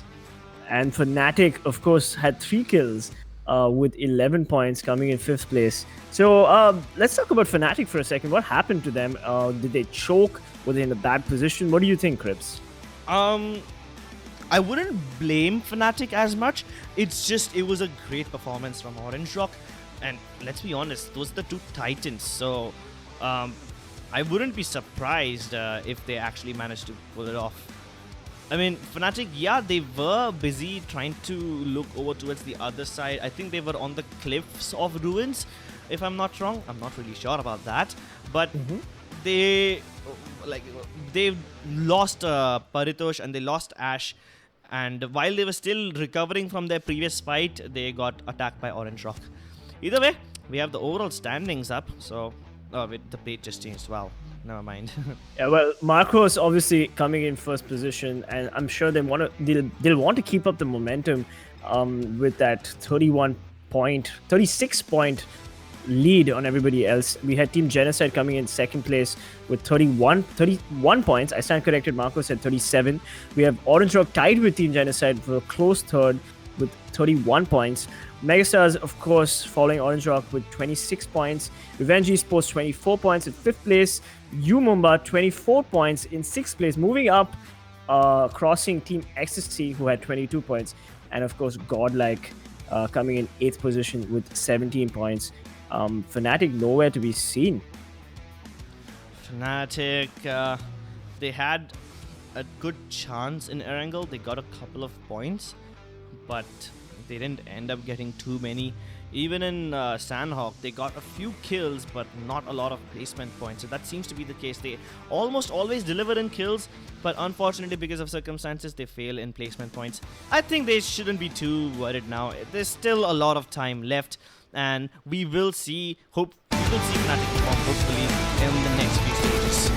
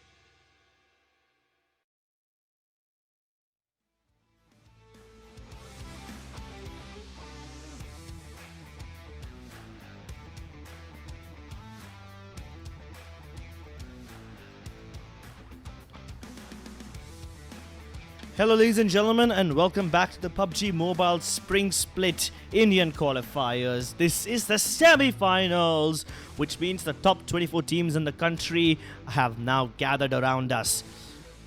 These two lovely gentlemen that you see on the screen are called Ketan and Krat. We are not them. These two gentlemen are doing the Hindi desk. Meanwhile, my name is Crips, and I'm gonna be in charge of the English desk, and along with me is my co-caster PC Peasants. How are you doing, buddy? Oh wait, I guess he's not here yet. Either way, I'm gonna continue talking to myself, and we should be live with the action really soon. We have had some technical difficulties today in the past, but we apologize for that, and let's just hope that we don't run into any of them again. Either way, Vikendi is about to start now. That's the third map of the day. Now, for those of you who are not aware, we will be having 4 games every day in the semi-finals, and those 4 games are gonna be Erangel, Sanhok, Vikendi, and once again Erangel. That's gonna be like the flow of the entire day. Either way, so far we have seen Team Marcos do really well. We also saw Team Mega pick up a chicken dinner. Erangel was extremely good because most of the teams were just roaming around at the edges of the zone and third-partying, fourth-partying, sometimes even fifth-partying into each other. And the whole game just boiled down to a massive 1v1 battle. Either way, in Sanhok, it was completely different because the teams were rotating so quickly. We saw fights all throughout, and in the end, it all came down to a 1v1, not 1v1, a 4v4 battle between Marcos and Umumba. Marcos got the first 2 knocks. Umumba made a few bad decisions. I think I'll make like a different video about it later on, highlighting all the different things that worked out for Marcos Gaming. Either way, they won the second chicken dinner. And now we have drum rolls, my favorite map, Vikendi, which for some reason you hate. Why so much hate, bro? Yeah, I mean, you know, Vikendi is just one of those maps that I never really played as much as I probably should have, because as a YouTuber and as a streamer myself, we always play the maps that are the crowd favorites, which is generally Erangel and Miramar. But hey, that's not an issue, as the plane takes off, and let's hopefully see where these teams drop off. I think we're a bit desynced, but let's see what happens. Either way, it doesn't matter. Is it a good time to pause and like sync up? Either way. Sure, let's do that. Yeah.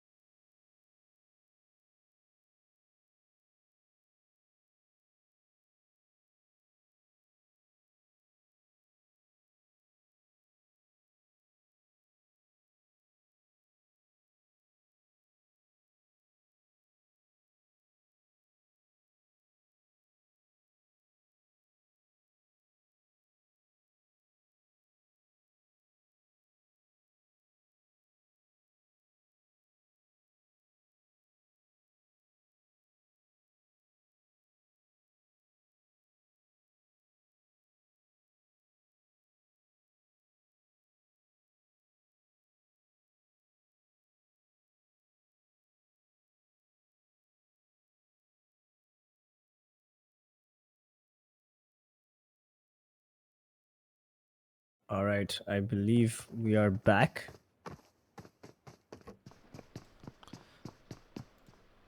Hello, ladies and gentlemen. We are back. Sorry for the technical difficulties once again, but luckily we did not miss any action at all. That's actually lucky. Every time we've had a technical difficulty and we had to pause, we missed out on something or the other, but not this time. Crips, can you change it from the waiting screen? I did already. There we go.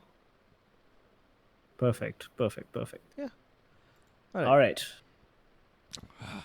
So, we have Fnatic on our screen who were in Villa, and Marcos Gaming, the winner of the previous game, Surya, he's dangerously close to his arch rival Anto from Orange Rock. I don't think they've spotted each other, but they're both far away from their teams. Yeah.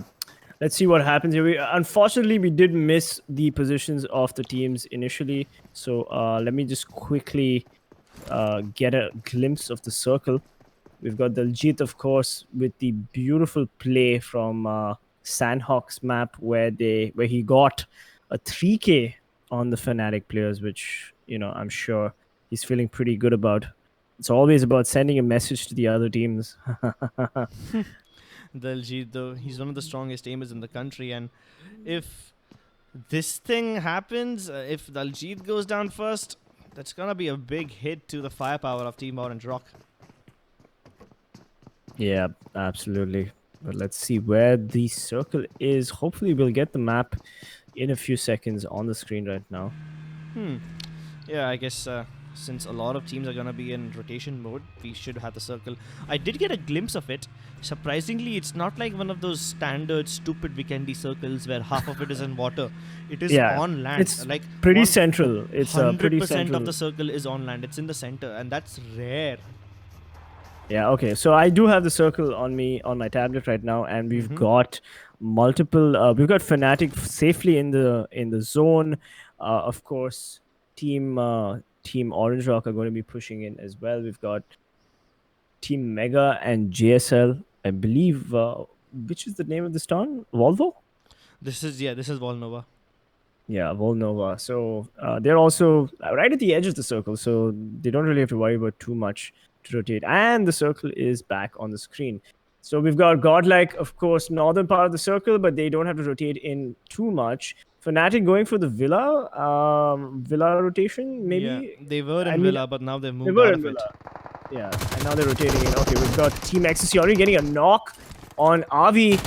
Unreal with that spray down with the MAC-10, a gun that's quite hard to use at this range. But he manages to get a couple more shots on Matt as Matt retreats to res Avi. Meanwhile, Frosty OP is also knocked, and we saw Venom get thirsted by possibly TeamElves. Duke not too far away from TeamElves as well, and I believe this is a 3v3 situation. Definitely. No, it's a 4v3 situation. Nipu is also still in the game. Always spotting out Duke, giving him a hard time, getting a lot of his health down. Fnatic's probably going to third party this fight as early as they can because they do need the loot and the kills. Sahil on the screen right now. It's Sahil versus Avi. Let's see what they do here as TeamElves going for the push. Elves dangerously close. No, it wasn't Matt. It was Duke who took a little bit of damage from Fnatic. And both these teams, they've had a difficult journey so far. Let's see if they can actually manage to engage Ecstasy at the edges of that rock. They throw in a Molotov downstairs. That's gonna make things easier for them as they don't have to worry about the downwards approach. They can look upwards and they can continue fielding for the TeamElves players who are approaching them. Unreal and Frosty somehow managed to make their way back towards the safety of the compound. Avi trying to spray them down, but he misses a couple of shots. Unreal still far away. And he needs to make a risky push in. He's going to go for it. He's running. Does he get shot? Yes, he is. Avi trying to make those shots happen, but no, he making it in. Unreal is safe. That was close. All right, so which team are you rooting for? Is it TeamElves or Team Ecstasy? I'm rooting for whoever third parties them. Exactly. Because that's the team. I'm which is rooting for gonna the really action. Yeah. Oh my God, Trilok jumping out of his car from Revenge Esports. But never mind, Fnatic always gets the thirst on Trilok as Fnatic starts spraying down Revenge Esports. Sahil goes for a couple of knocks, gets some connections, but does not manage to get any more. Oh, but Nipu is knocked and out in the open. This is not looking good for TeamElves as they need to figure out how to get to Nipu. Duke is right next to him, but that car also is on fire. Frosty, OP, and Unreal pretty far away from each other.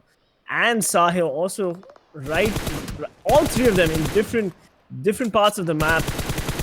Can I just make a comment that both these teams are not fighting to their full potential? Like, they're so far spread apart. Not just one, both of them. And it's super chaotic for your own good. I mean, half of them are behind a rock, half of them are down on the beach. It's just so bad. And Sahil is going to take that opportunity. He's going to push towards Duke and Nipu, but he did not finish them off. They were right beside him. He's not seeing that. He instead is focusing on Avi and Matt, who are inside this house. Well, it kind of makes sense. He does know Frosty OP needs some help. But Sahil, alright, Sahil is now going for the thirst or the loot as Avi needs to figure out what to do here. Do they go and help their teammate? Never mind. Sahil finishes off Duke. This is a serious disadvantage that for TeamElves. They've lost 2 players already. And Team Ecstasy, despite being spread apart, had covered so much of ground and they had so many angles to look at that TeamElves just couldn't manage it. Definitely. It was super messy, and too many angles is an understatement because it wasn't just angles they had to worry about. It was about the different flanks that they could have had. Meanwhile, let's focus away from that messy fight and into this more structured fight where Mega are surrounding them from two directions. One of the players is already knocked out. Surya down on the ground. And even though he's inside and it's possible to revive him, it won't be possible anymore as Glaive third person peeks them and manages to get the kill onto Swag and Encore. It's only Paradox remaining. Encore, I'm not sure what he was thinking, just pushing out into JSL Haven, and he paid the ultimate price for it as Paradox, the last man standing, smokes his car because he needs to get out of here. JSL had just all they had to do was spray these players down. That was unfortunate for Mega. They didn't really have to push out like that, did they? I did not. I mean, they had to get out of the house if they wanted to get out of danger, but definitely not take the fight towards those guys. I mean, they should have expected them to, keep the third-person peaks after. I mean, I'm used to saying third party, but yeah, they have to be careful about the third-person peaks, and they did not. They walked out of the window, and the moment he jumped out, that was it. That was basically game over right then and there. Scripps, I do have a personal question to ask you. Do you think, as casters, we are biased towards any teams like Fnatic or Mega or Marcos Gaming? Do you think we have been biased all this while? Biased is a wrong word to say over there. The reason we criticize the top teams we don't criticize them, but the reason we talk more about the top teams like Orange and Fnatic and everyone else is because we have seen them perform on not just the Indian level, we have seen them perform globally, and we have seen them take down some of the best Asian teams. And I'm not talking about South Asian or Southeast Asian. Asian in general. They've went up against European teams as well. So the reason we talk about them a lot more is because we have seen them do so much better. And they have been the shining examples of the best teams of India. So it's natural that we talk about the top teams. And when we praise another team which is not on the top for beating a team like Fnatic or beating a team like Orange Rock, they deserve it. Because, let's be honest, it's very difficult to defeat Fnatic. And if Team Ecstasy or Elves or any other team for that matter, if they defeat Fnatic, they deserve all the praise in the world. So while it may seem that we are biased, we actually are not. It's just the truth. The teams are not on the same level, and it's time we recognize that. And it's time we acknowledge that, because PUBG Mobile is not a fair game. And if some team shoots above their rank, they deserve the praise. Absolutely, yeah. So there we go. I hope that does clarify the discussion that's happening in the comment section. Sure. But anyway, we've got Avi and Matt in a defensive position as Team Ecstasy sets up shop, and they go for the push. Sahil and Unreal stacking up. Avi has the third-person angle on the staircase, waiting for these teams to make one mistake. Avi keeping very still, not wanting to telegraph his position. Meanwhile, Sahil telegraphing as much as he can. Sahil tries to get an angle, volleys a couple of shots, but it does not connect. Okay, hold on. I like how Avi is keeping completely still. Yeah, waiting. yeah. I mean, he was so still, I thought he lagged out for a second or something. Look, he sees Sahil on his screen, and now he finally peeks out. And he has a Beryl M762. Oh, this gun is devastating in close ranges. You might think that Micro Uzi is super strong in close ranges. No, you haven't gone up against this one. So in a fight like this, I think Avi has an advantage. Unless Team Ecstasy throws a nade towards him, Avi's not getting out of those stairs. Absolutely. And I mean, Sahil's got the level 3 vest, and of course, so does Avi, but Avi is cracked. And it is clear that Team Ecstasy has the better loot here. They have the circle as well. So they're going to take their time and get TeamElves out of this situation. They're going to want to push them at some point.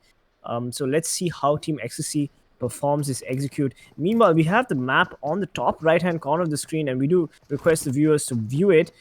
We have Revenge Esports and Fnatic not too far from each other, but centrally located, and also VSG. Oh, the shots are being fired as Frosty OP gets knocked by Matt, and Matt finishes him off. It is now a 2v2 situation. Matt takes a lot of health, a lot of damage, but he is bandaging himself. Unfortunately, he does not have any first aid kits, and Avi needs to hold the staircase for the subsequent Team Ecstasy push. But never mind, Unreal looting. In the meanwhile, it's a 2v2. Let's see how these players battle it out. Yeah, but the fight has come to a standstill. How do you deal with these standstills? They are so annoying, aren't they? I mean, at one point, you had everything going in your favor, and then the whole thing just pauses. The momentum stops. The strategies you had cooked up all thrown out of the window. All the plans you had are ruined, and you have to start from square one. Luckily, it's not a 4v4 team pause. It's a 2 versus 2 pause. So, yeah, these two teams have some advantage because it's not as complicated. You don't have to think as much in a situation like this. But even still, Avi and Matt have the advantage of the third person because up on top of the stairs, they will spot Sahil and Unreal first if they decide to peek them. Now, the thing is, since Unreal is down at the bottom, he can hear the footsteps, so he knows exactly where his enemies are. Look, I mean, the way he's looking up is obvious that he knows exactly where he is. Now, the thing is, nobody from them is watching the stairs, so this is the perfect time for them to move in. While that fight has come to a pause, another fight has broken out. It's Aztecc versus VSGCrawlers. CEG, he's trying to lay down some covering fire. 3 of the knocked out players in this house, and this is such a volley of... What? Evo! He caught him with their pants down. He was healing at the time with all those knocked out players around him, and he just completely finished them off. That was surprisingly easy for him. Yeah, we've got Orange Rock still in the vicinity as well. They were also getting some damage into that fight, and hopefully we will now see a Orange Rock versus VSGCrawlers fight break out. Meanwhile, Unreal trying to slowly make his way up, trying to get an angle on the TeamElves players as Avi and Matt still playing extremely defensive. Quite frustrating for Team Ecstasy, don't you think? Yeah. And that's just the thing, right? I mean, how long will they continue staying in here? How long? It's been like, what, 3-4 minutes at this point? And they have both run out of grenades. That's the problem, you see. If Ecstasy had a few grenades, they could have just thrown one. That would force Avi to move away from the stairs. And as soon as he moves away from the stairs, you can take positions over there. So then the Avi doesn't have the third person peak advantage anymore. But now they don't have that as well. So what do? They're just hoping that they jump out of the house and hoping one of them makes the first mistake. And it's just an endless game of patience. Honestly, I think that with all the telegraphing of their footsteps, they're just trying to psych out TeamElves. But hey, we have the circle on the screen right now. We've got Marcos Gaming on the far east of the map, but Fnatic and VSGCrawlers in the central. And VSGCrawlers in a very difficult position because they're sandwiched between Orange Rock and Fnatic.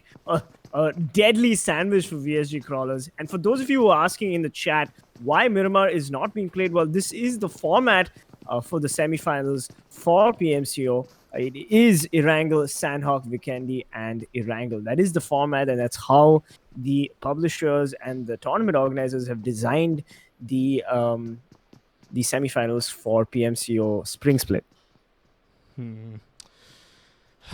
Okay, this is the change of pace. Sahil's out of the house. Meanwhile, Unreal, he's deliberately running around the different rooms in there. And he's jumping in and out of the window continuously just to broadcast sound. I think what they're trying to do is get Matt to peek out of one window. And while he peeks out of the window, Sahil takes a knock at him. If I was in a situation without any nades, that's what I would do. I would deliberately broadcast wrong sounds to get my opponent to peek. And hopefully he peeks and I get the knock. But again, there's no guarantee that that plan will work. It's just hoping that the enemies will take the bait out of the wrong information you're feeding them. And if they do take the bait, then it's good for them. If they don't, well then nothing changes because it's still an endless game of patience. Meanwhile, we've got Godlike, Smokey OP. Oh my god, Exit getting the knock and the thirst on Tempest. Team Insane needs to get into this fight as we've got 3 players on Godlike, Exit, Smokey, and Carry. Trying to defend themselves from Team Insane's Legend, Sky, and Naruto. We've got a 3v3 situation. But where is the backup for Team Insane? Never mind. Sky entering the fight too late. Carry getting the knock and the thirst with a nade. Exist finishing off Legend in style. Naruto and his teammate Sky of Team Insane need to rethink what they're doing, and they were just not there for their teammates because they were at a height. They were at a completely different plane of existence, almost. Yeah, and on that plane of existence, there is no concept of time. There is no concept of backup. It's just one big chaotic mess. And yeah, may the most chaotic team win. Oh, finally, Team Ecstasy run out of patience. They are backing away from this fight. Elves are safe for now. Unreal's already out of the picture. Sahil deploys a bunch of smokes to run away. And surprisingly, none of the Team Elves members are even spotting them. In fact, they're not even close to a single window which has a lookout towards that direction. Oh, in the meanwhile, we've got Naruto getting an explosive kill on Zoom Boom of Team Full Power as all these teams, Team Full Power and Godlike, get into a fight. We also have Team Godlike not too far from here. Team Insane as well. It's a 3-way fight. It's a 3-way. I just wanted to point that out. Yeah, that seems to be the flavor of the day. A 3-way. Wow, that rhymed. Unintentional over there, but Exist desperately trying to get the knock onto Kinzu. Sky steals it away from him. Hodo, he's desperately trying to save Kinzu, but no, Sky will thirst him as well. So the smoke was not there in time. Maybe it could have saved him. Naruto jumps up on top of that tent. Now, this is a good move. I don't think they will expect him to jump on top of the tent because then that gives him a height advantage. He can now look at the Team Godlike down below as well. And he has an angle onto Team Power. Power though, they're at a really awkward spot. All they have for cover is the ridge, which means if they decide to engage with Godlike, they will be vulnerable to Team Insane as well. But Insane, I think they have the best position so far. Naruto is alone over here. Where did his other teammate go? Well, the playzone meanwhile takes out Manti OP from Team Tamil as Podo gets an angle on Exist and Smokey. All he has to do is wait for... Oh, but Podo overextends and takes a lot of damage as Exist goes for the push. Mogambo does not manage to get the spray. Exist gets the knock on him. Team Full Power eliminated in a beautiful, aggressive blitzkrieg push by Team Godlike. Of course, living up to their name. Finally, at least one fight we got to see that doesn't end in a standstill. Like, imagine in the middle of a 3-way, it just all comes to a halt and then everyone's just looking at each other and like, Yes. Now what? Yeah, we don't want any boring three-ways, do we, Crips? Definitely not. Nope, he's taking away. I don't think he has enough time. Nope, he's gonna die in the blue zone. And he's knocked. XDD, even he is knocked out. There's no way these guys are safe. Meanwhile, Ecstasy, their teammate knocked out a player from Team Ecstasy. So that at least Critic is doing some good work over here. Critic doing the work of the Lord. He's been in the top for his team so many times. Striker trying to take shots at RV, but that's not gonna connect, so he just decides to get into the zone as well, because the zone is doing so much damage. I don't think he's gonna be able to make it. I just need to interrupt you. Daljit has an AWM. Orange Rocks Daljit has an AWM. Ladies and gentlemen, one of the best snipers in the country has just picked up an AWM, and of course Agraza dropping right there for the Fnatic team. This is just unfair, as some of the best teams in the map today. Oh my god, Sahil, Team Ecstasy and TeamElves with that standoff, dying to the play zone. Karma is a bitch. Yeah, Ash Gamer just knocked out a player from JSL, and that's amazing. I think Striker has just accepted his fate. Yes, he has. Tried his best to fight the blue, but you cannot do it. Yes, he had no chance whatsoever. Let's look at the scores on the screen right now. We've got VSGCrawlers, of course, with their wipe with 4 points. Meanwhile, UMExRxN pushing in for that drop. What a ballsy move from them. Yeah, also a bit unnecessary. If they get stuck between Fnatic and Revenge, they're gonna be regretting this way too much. And I have to remind viewers that it is pronounced Graza. You just don't know. Graza. I'm a bit of a gun nut, by the way. All right, we've got Team Genocide's Ash Gamer and Critic. Hopefully, Critic proving that he can again get a couple of knocks. Meanwhile, UMExRxN's Bhishma getting a knock on Sky, but Akshay getting in. Revenge Esports also joining the fight. Crips, are you okay? You're coughing. Yeah. For those of you who didn't know, I have tonsillitis, which makes it really difficult for me to cast, but I'm still doing it because I love this game. And Kiki loves his UMP. He got the kill onto Exist. And VSGCrawlers are also engaging in this fight. Mega Paradox on some other end of the screen knocked out John. And he's also trying to move in. Daljit desperately trying to revive him. They have this little slanting hut for cover, but I think they need to be worried about VSGCrawlers more than Team Revenge at this point. A smoke should be able to cover them at least for now. Meanwhile, Ash finally getting a knock on Goldblade. We've got Fnatic also giving UMExRxN a run for their money. Goldblade caught out wide in the open, not really sure why he's there. And Ash Gamer, trying to go for the finish, but Akshay says no. One and now Critic needs to go and help him up as well. Fnatic's Ash trying to go for that thirst on Goldblade. Goldblade's going to be feeling pretty bad that he was caught out so in the open, but hey, Fnatic does have the advantage. They have the position. They also have the circle. And we've got Revenge Esports moving in from the south, from the west.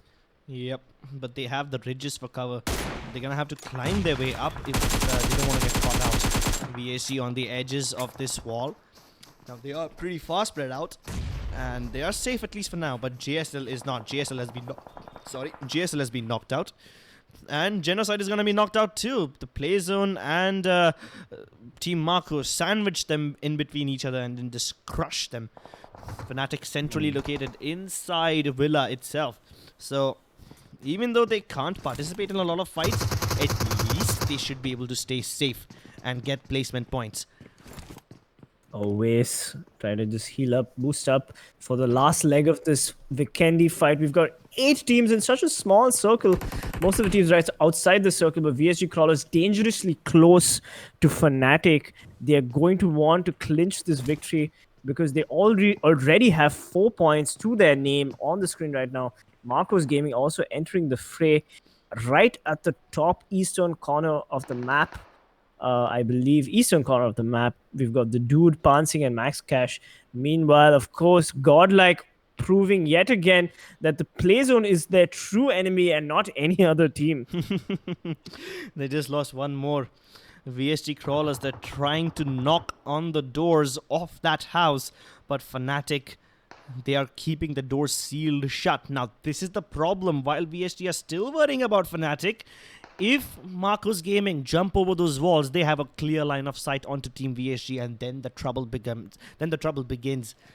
VSGCrawlers sipping on their meds, chewing on their painkillers, and here it goes, the thing that I feared the most. Team Marcos Gaming, they're back in the fray, and now they're attacking Team Revenge. At the same time, we have Mega Paradox and Orange Rock also in the background, but they won't be participating in this fight just yet. They're gonna hold their line, and they're gonna wait for their time. I just have to interrupt you there. Marcos Gaming has such an amazing position on not just Revenge Esports, but also I believe Orange Rock. So they just need to hold that angle, and Mega Paradox in the meantime getting a knock on Revenge, and also Orange Rock entering the fray, getting a knock on Revenge. This is not looking good for Revenge. They're sort of sandwiched between Orange Rock and Mega. But what just happened? Megastars just got eliminated. Yeah, not to sure the play how. zone. To the play zone. It is the true enemy of everyone. Mavi knocked by the Revenge Esports players. Finally, the Revenge Esports players are fighting back. And look at that. Look at that max cash on the screen right now. Doesn't really have to worry because he gets John. Oh, no. And John gets thirsted as Mavi also dies to the play zone. Orange Rock losing players left, right, and center. Beautiful play by Marcos Gaming. They're finally showing what they're all about.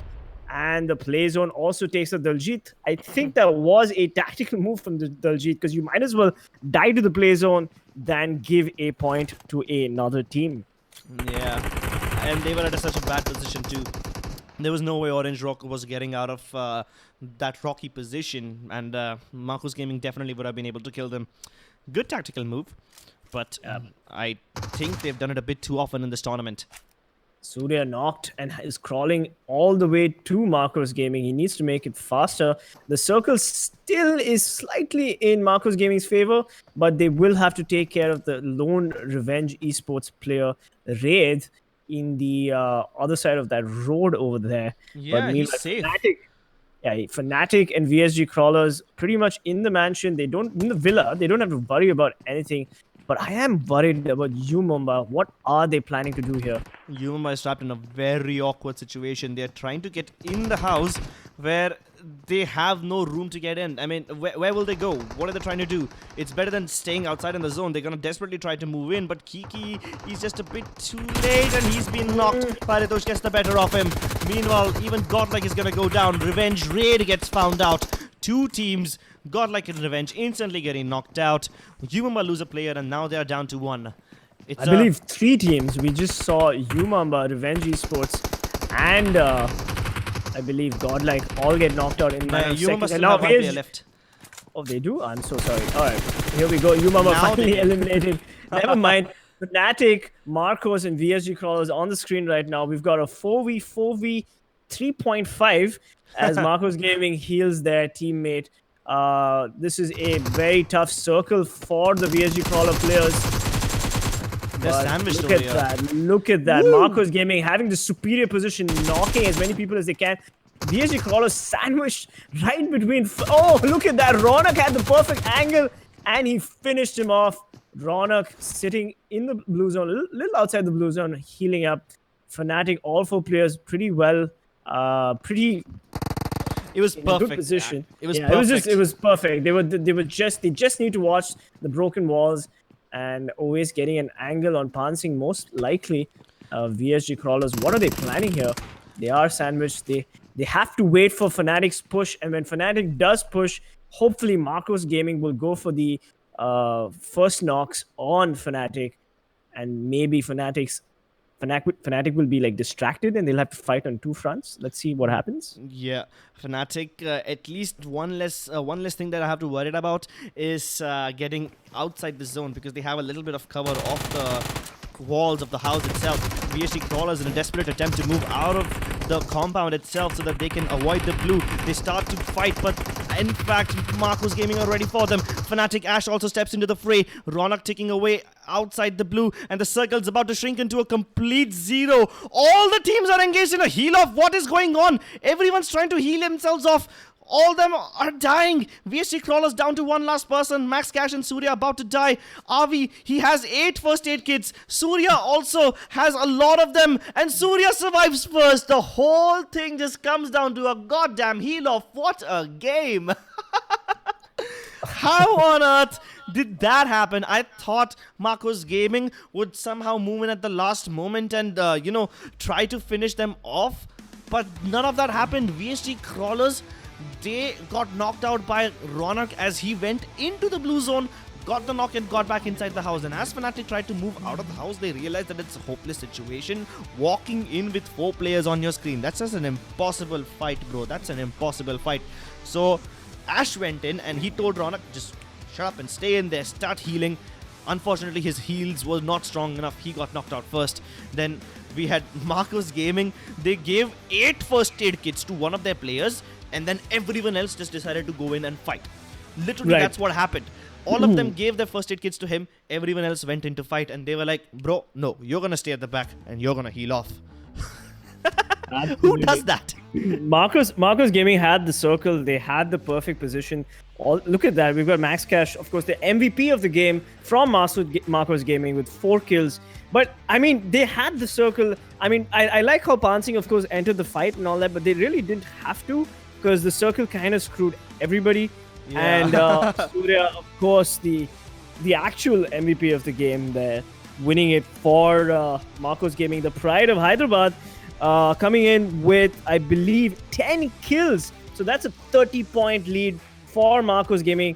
From the previous game, they got 36 points, and now another 30 points. Marcos Gaming is killing it. We've got VSGCrawlers coming in second with 4 points, 4 kills, and Fnatic coming in with 5 kills. Look at the top 5 players on the screen right now. Max Ash from Marcos Gaming with 4 kills. Pansing with 3 kills. That's the Marcos Gaming guys. Then we've got Avi from VSGCrawlers. Of course, VSGCrawlers was in the worst position ever, sandwiched by the circle, and Fnatic and Marcos Gaming. Congratulations, Avi, with 3 kills. And then, of course, Paradox with 2 kills and Naruto with 2 kills. We didn't look at the damage, though, that Paradox did. 704 damage. Megastars did a lot of damage, but unfortunately, they couldn't bring it till the last circle. I'm sorry. Yeah, that game was just absolutely bonkers. But you know what? Mortal did it before it was cool. Mortal in the PMCO Global Finals, if you remember, he was in the exact same spot. He was inside Villa and he healed off in a battle between, I think it was Team Bigatron and one more team, I forgot the name. And in those global finals, Mortal was able to do the heal off, just like Team Marcos Gaming did it over here. And Marcos walked away with the chicken dinner and 10 kills on top of that. Wow, that's what happens when you have the best position. 30 kills out of this game. Somehow VSGCrawlers are second, even though they were not anywhere close in the last fight. Fnatic with 5 kills and 10 placement points. Amazing stuff. They finished third. UMExRxN, they were trapped in a really awkward spot, but they still decided to fight their way in and managed to get 8 placement points. Orange Rock, unfortunately, were trapped in an even worse position, and they could not even fight each other off because they were getting shot from UMExRxN, from VSGCrawlers, from Marcos, and you can't fight 3 teams at once. It's just way too much, even though Orange have the best aimers in the country. JSL, unfortunately, went down very early in the game, and everyone else just did not have a good time. Yeah, absolutely. We had Orange Rock. I unfortunately, they did not have the circle. They were taking multiple fights. They had to deal with, of course, Revenge Esports and Marcos Gaming as well. So, it just made sense to die to the play zone. I think that was a good tactical decision for them. Yeah, so you don't give away a lot of points. Although you can't do it too many times. They did it once in the group stage as well, and you can't keep giving it up like that. But anyway, we have the overall standings on the screen right now. We've got Marcos Gaming with 2 chicken dinners, on day one of the semifinals. Wow. 67 points, 26 kills. They're flying high. We've got Team Genocide coming in second with 17 kills, 38 points, and Orange Rock still in a top 3 situation with 15 kills and 38 points. UMEmba moving up with 6 kills and 35 points. Revenge Esports 19 kills and 34 points. This it's just too much to take in at once. Yeah, we've got JSL also moving up, but Godlike, Team Ecstasy, both these teams not playing the way that they generally play. The first game, of course, for Godlike was pretty good, and so was the second, but I just don't see them performing that well in Vikendi generally.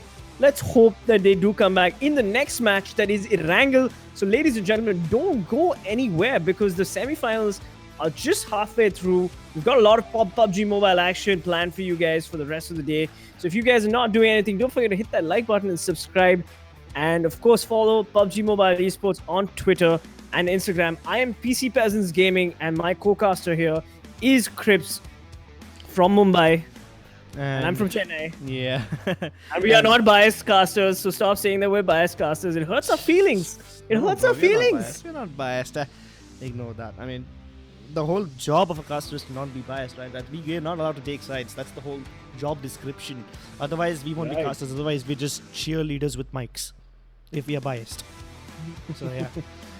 Absolutely. Either way, we will be jumping into the highlights quite soon. Of course, you are watching day one of the semifinals, Group A versus Group B. We've got some fancy teams. We've got Fnatic, we've got Orange Rock, we've got Marcos Gaming. We've got a lot of cool teams playing today, so don't go anywhere. Stay. And of course, the kill leaders finally on the screen right now. Max Ash with 10 kills. Is it Max Cash or Max Ash? I think it's. I think the K is silent. It's Max 1,160 damage. Yeah, it's Max. I think it's max damage. Let's just call it that. Max Cash or Max Ash. We'll let the chat decide. We've got Revenge Esports. Akshay coming in with 9 kills, 1,770 damage. Orange Rock, Mavi getting a couple of decent kills, 7 kills, 1,166 damage. And of course, Marcos Gaming, Surya, the MVP with 6 kills. And kill leaders overall, we've got Tempest coming in first place from Team Insane with 6 kills. XDD from the Team Genocide coming with 6 kills. RV, look at that, with 6 kills as well. Raid also from Revenge Esports with 5 kills. And Pan Singh coming in 10th place with 5 kills. Yep. I'm actually surprised that not more players from Marcos Gaming are in the top 5. I mean, they had the zone advantage. They got the chicken dinner as well. But in the end, it's actually Insane who continues to entertain us with the kills. If you remember, Tempest had the highest kills in Erangel as well. So now he's been on the top of the kill leaderboard in 2 games in a row. Yeah, and it's Erangel again, and this is a map that most teams are really good with. So we've got a very exciting 4th match planned for you, so don't go anywhere. Will Marcos Gaming win another chicken dinner, or will Fnatic finally stop messing around, because they do really need the points, and this is the spring split day 1 of the semifinals, and they probably they do want to send a message to the other teams that, hey, we're still here. And also, of course, let's not forget Orange Rock, Daljit and Mavi, great players, great team. Let's see if Orange Rock can also maybe not widen the gap, but narrow the gap between Marcos Gaming and themselves. Yeah, or maybe even overtake everyone and then put up so many points on the board, then they widen the gap between them and the other teams. Yeah, absolutely. Erangel is a map that a lot of these players do favor. I mean, it was the first map that did come out for PUBG Mobile. But let's see how Erangel pans out. And now we have the Vikendi highlights, so don't go anywhere.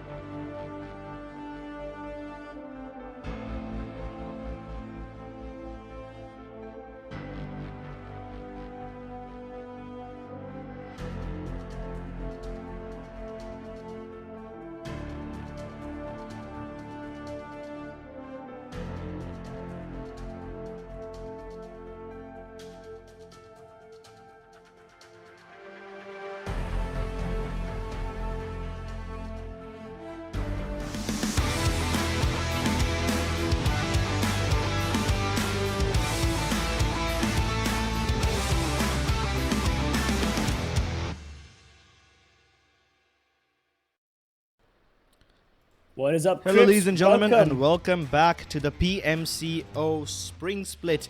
This is the Indian semi-finals.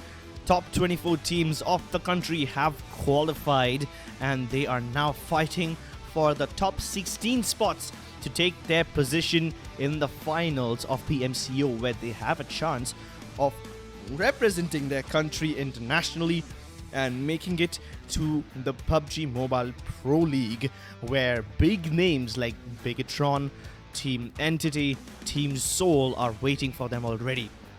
So, all these teams have to fight their way upwards, only to qualify in a bigger tournament and keep fighting their way upwards even further. This is the last game of the day. The plane has taken off over Erangel. Yep, we've got Marcos Gaming obviously on the first position and of the leaderboards for day one. They've had an amazing run, and hopefully they'll be able to keep up the momentum that they've gained and secure that position. But Fnatic is not too far behind, nor is Orange Rock. So we've got a very interesting game ahead. So all these teams will try to perform and will try to take the podium place. It is the fight for first, second, and third place, at least right now on Erangel. And the teams have jumped. We've got TeamElves going to Stalber, and we've got TeamTamilas, if I'm not mistaken, going to Severny. But is UMExRxN going to let them take Severny? Let us see. And we've got Revenge Esports going for Military Island. Fnatic, not really sure what Fnatic is doing here, but they're probably going to do their basic drop in duos and loot, which is what they love doing. We've got Team Ecstasy and VSGCrawlers going towards Mansion in the Povka, and Full Power has the entire Yasnia to themselves, and the circle is finally on the screen.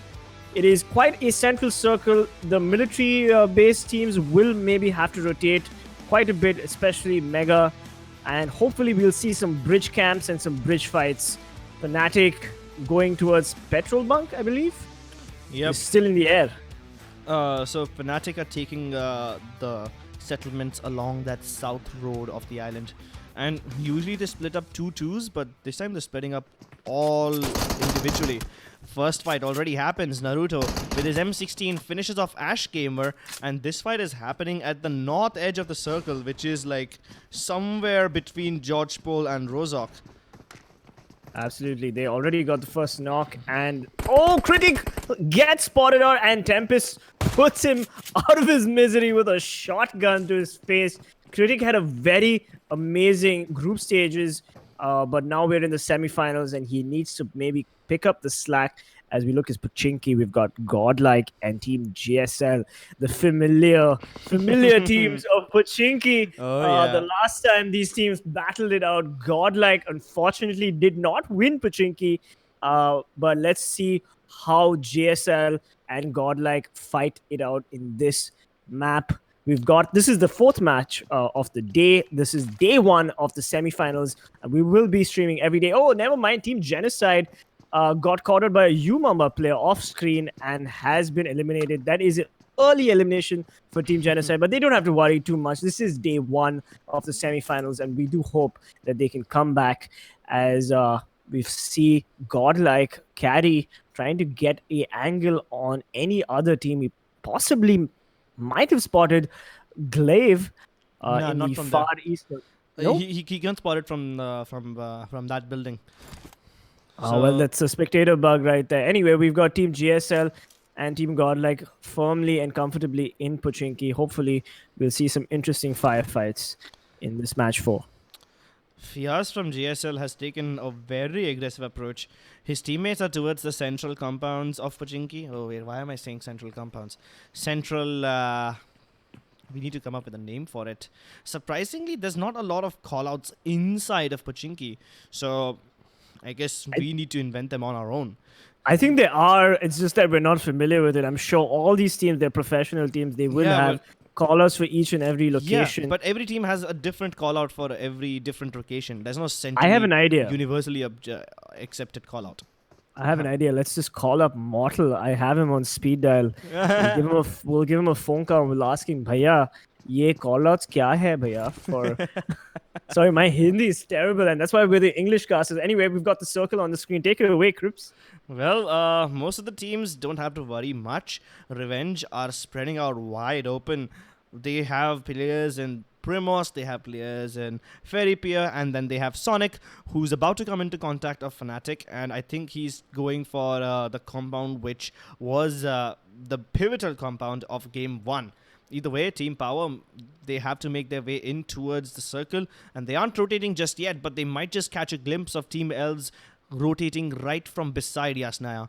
Marcos Gaming spread out between Rozok and School, Orange Rock spread out between Ruins and the Watertown, JSL and Godlike as always in Pachinki, but they haven't started fighting just yet. They might just start fighting after some time.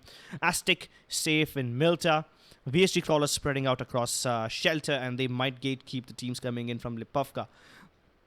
Insane have all of George Pool dockyards to them. I'm surprised Team Insane has never been challenged over here. And it's not even like somebody has tried and failed and that's why nobody challenges them.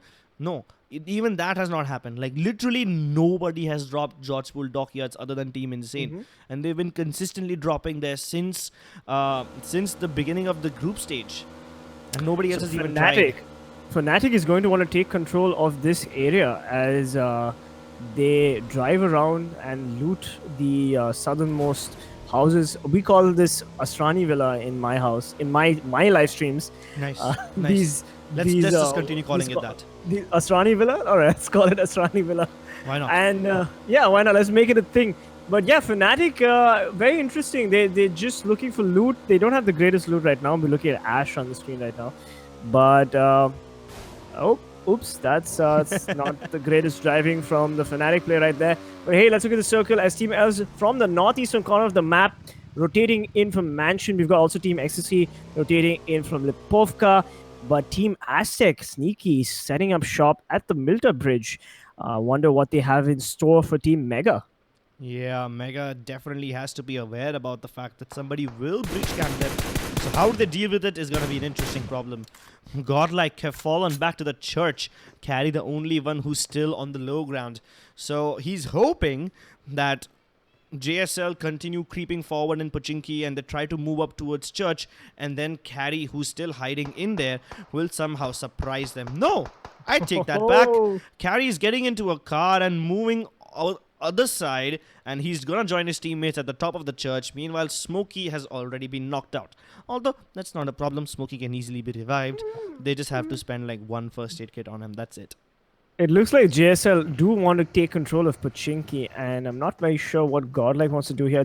All they have to do is just sit tight here, maybe take the fight to JSL when the time is right. I think they want to get out of Pachinki. Yeah, they're getting out of here. They probably have different plans in store, and they don't want to repeat of the last Pachinki fight with JSL. For those of you who don't remember, it was JSL versus Godlike. Godlike unfortunately got knocked, and then 7C's Esports entered the mix, who then fought Marcos Gaming, and then JSL just came in from Pachinki like a tidal wave, eliminating 7C's Esports and Marcos Gaming. So yeah, JSL really knows how to play Erangel. They know how to take Pachinki. They know how to fight. Speaking of Marcos Gaming, we have Surya on the screen right now. Marcos Gaming having a good run. The pride of Hyderabad. I'm going to start calling you guys that. Marcos Gaming, the pride of Hyderabad, moving and rotating, of course, to a better position. But hey, they might just come into contact with JSL. Let's hope if that happens. They are right now at the church, which Godlike just abandoned. Yeah, which Godlike just abandoned. So we might see Marcos Gaming and Team JSL actually fight it out. Let's hope. This is giving me so many flashbacks of the one game we saw in the group stages. It's literally a rinse and repeat. Godlike they get kicked out of Pachinki, then Marcos come in there following 7Cs, and then JSL is already ready for them. And if Godlike now spots the rest of players of Team Marcos Gaming, once again JSL will have the advantage, because then they don't need to do anything. They can third party in later on. But if JSL and Marcos start fighting, then Godlike has the advantage. It just depends on which one of these teams falls first. And now that they've fired a shot from the Car 90 at their position's been compromised, Marcos Gaming have to reconsider their position and maybe engage in a different circumstance. Well, speaking of circumstances, they have changed. The circle continues to shrink and all of the military base is now out. Teams have to move in towards the main island. Although most of the teams were centrally positioned, which is in and around ruins or school or Yasnaya or someplace. There's only few teams who are not in the circle yet, and even for them the rotation shouldn't be that challenging. Yeah, we got Team 19 JSL finally spraying a couple of shots at I believe it was Marcos Gaming, if I'm not mistaken. Yeah. And then we've got Team 13 Orange Rock. Let's see what Marvi and his teammates are up to. Orange Rock, one of the teams that I have been following avidly. I even followed them on Instagram today. I do want to know what they have planned for the semifinals. This is a team with some of the most mechanically gifted players, as you've said before. Daljit, but passing, getting a couple of shots, and John not connecting, unfortunately. John just drives by cool and smoothly, doesn't have to worry about Marcos Gaming, but they do have an inkling where this team is, and the circle is on the screen right now. Crips? Please don't tell me Orange Rock go into Pochinki, because that would just be like an insane fourth party situation created, and Marcos Gaming will be like thanking them for whatever just happened. Either way, Team Ecstasy are on their way in, and they will very soon, not even very soon, I think like within a moment or two, they will run into Team Full Power. Hinzu must have already seen, and he must have already spotted out Frosty. Mega is at the edge of farm, they don't need to move. Aztecc also close to farm, but they don't need to move once again. Fnatic, they haven't made contact with anyone yet. And even though Elves is also taking the same approach as Fnatic, they are firing at literally nothing. Power though, as expected, they make contact with Team Ecstasy. They're trying to take long-range pot shots at them, but the shots don't connect. Now Team Ecstasy have a choice. Do they continue fighting, or do they just take control of the compounds nearby and then set up a fielding for TeamElves? Or no, not TeamElves, for Team Ecstasy.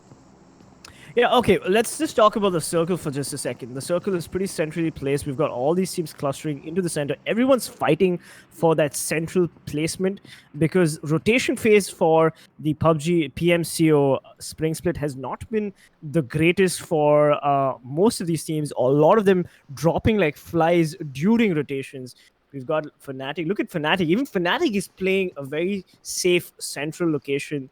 They don't want to worry about those rotations because rotations have proven to be quite deadly for a lot of these teams. And Owace finally spotting our Team Ecstasy, getting a couple of shots in. They know where Team Ecstasy is, and I'm a big fan of Owace, man. Owace, shout out there though, please. Big fan, big fan. All right then. If you look at the circle, a lot of these teams are preemptively moving.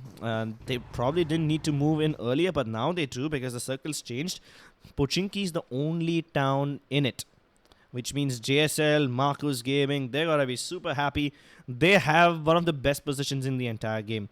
Now, the other teams, though, they are pretty much screwed because there's barely any compounds available. And if you notice, the areas around Pochinki is like one big farm area. It's plain empty land, barely any trees, barely any cover. So you're gonna have to build cover from cars, or you can just crash into Pochinki and hope for the best. Either way, whatever happens, this game is about to be one of the most explosive games that we have seen the entire day. Daljit and his team Orange Rock have made their way in safely towards Pochinki. Glaive spotted them. Robin God engages, gets a knock onto Murphy, and here comes the cavalry. Robin God, he's using the TPP on the balcony towards the other side of the road as cover. Meanwhile, Daljit is busy looking for Robin God. I don't think he knows that Glaive is also very close by. I don't think anybody knows. I think we need to just wait and see what happens in Pochinki. JSL is a team that knows the layout of Pochinki quite well. They've proven time and again that they can win and keep Pochinki. But Orange Rock, of course, is definitely more of a challenge than Godlike is. So yes, Robin God did get the first knock, but Daljit and his mechanically gifted teammates are, of course, experienced. All they have to do is just wait it out, and it doesn't make sense to take a fight so early in the game. Anyway, we've got Mega Swag in the kill feed, getting a couple of knocks on TeamElves. Oh my god, they even thirst Matt as Mega Swag also gets Avi That's 2 players from TeamElves dead. Kira and Nipu, it's up to these 2 players as Team Mega dangerously circles towards Kira and Nipu. Let's see what happens here. Paradox with the nade. He throws the nade. The nade does chunk Kira, and Kira gets knocked out from Venom from Team Ecstasy. I love how Team Ecstasy entered the fight from far away. Sahil is not letting TeamElves get into this fight alone. Look at Venom get the spray on Kira. He's trying to get an angle on Kira, and they also know that Mega is in the mix. Team Ecstasy with the beautiful third party. They're so smart. They've always been smart about the crazy plays, about the third-party kills here. We've got Onko getting a knock on Team Ecstasy. Finally, Mega retaliating. Onko getting a knock on Frosty OP, but Venom getting the kill on Kira Nipu. She needs to get out of there. TeamElves, the solo player of TeamElves, finally decides to disengage as now Team Ecstasy directs their attention solely to Team Mega. Circle's about to change once again, and oh, Jesus Christ, what? This is the worst circle in the history of all circles. It's in literal plain ground. There's barely any cover. All the teams in Pochinki are gonna have to come in. All the teams on the hills have to come downstairs. Anyway, we've got Mega fighting Team Ecstasy. We got a knock on Venom, which is one of their best players, as Vexy gets shot from Team Aztecc. Now, Aztecc is joining the fray. They do want to get the third-party action, and Paradox going for the res on Vexy. He drops a couple of smokes. Meanwhile, Aztecc in the car going for the YOLO push. Whoa. Spidey going for a little bit more of an aggressive push here. Nades fly as he gets a knock on Encore of Team Mega. That's 2 players down for Team Mega. Paradox gets a spray down on RB, not OP of Team Aztecc. It is crazy here as Team Aztecc and Mega battle it out. That nade though from Swag getting a knock on Satan. Team Aztecc also knocked to 2 players. It is a 2v2 situation. Not sure what they have to do here as JS also getting in a fight with Orange Rock in the background. Spidey needs to res Satan, but they get the kill on Bexy. Oh, the circle is not helping the fight here as these teams decide to disengage, leave their fallen comrades for dead, because why not? Satan also dangerously low. He's going to bite the dust, kill someone. Spidey just about make it, and Mega only making it with 1 player alive. But here we go. Swag barely dodging those bullets, trying to get into the rotation, trying to get that safe zone. And back to Orange Rock. Orange Rock and JSL are both in imminent danger. They need to get into the vehicles and into the safe zone right now, but Daljit does manage to get the kill onto Surya, which is nice. Glaive is trying to protect him, and he manages to do so. He's keeping Orange Rock at bay, but Mavi steps into the fray, and he's gonna get the better of him. Robin got desperately trying to revive his teammate. There's no time for that. Mavi thirsts one of the players. Fiaz is out of the picture, and Glaive knocked out on the other side of the road. That is not even a concern. He just managed to get up, and another piece of Molotov has been thrown at him. I don't think the Molotov connected, but it doesn't matter. They are forgetting about the blue. It's right behind them. We've got Mavi, the last man standing of Orange Rock, as Team Marcos Gaming sprays down multiple players of Team Godlike. Oh my god, here we go. Godlike trying to get out of a sticky situation as Marcos Gaming, like, they're hailing lead on them. It's up to Smokey, Exis, and BTC Caddy.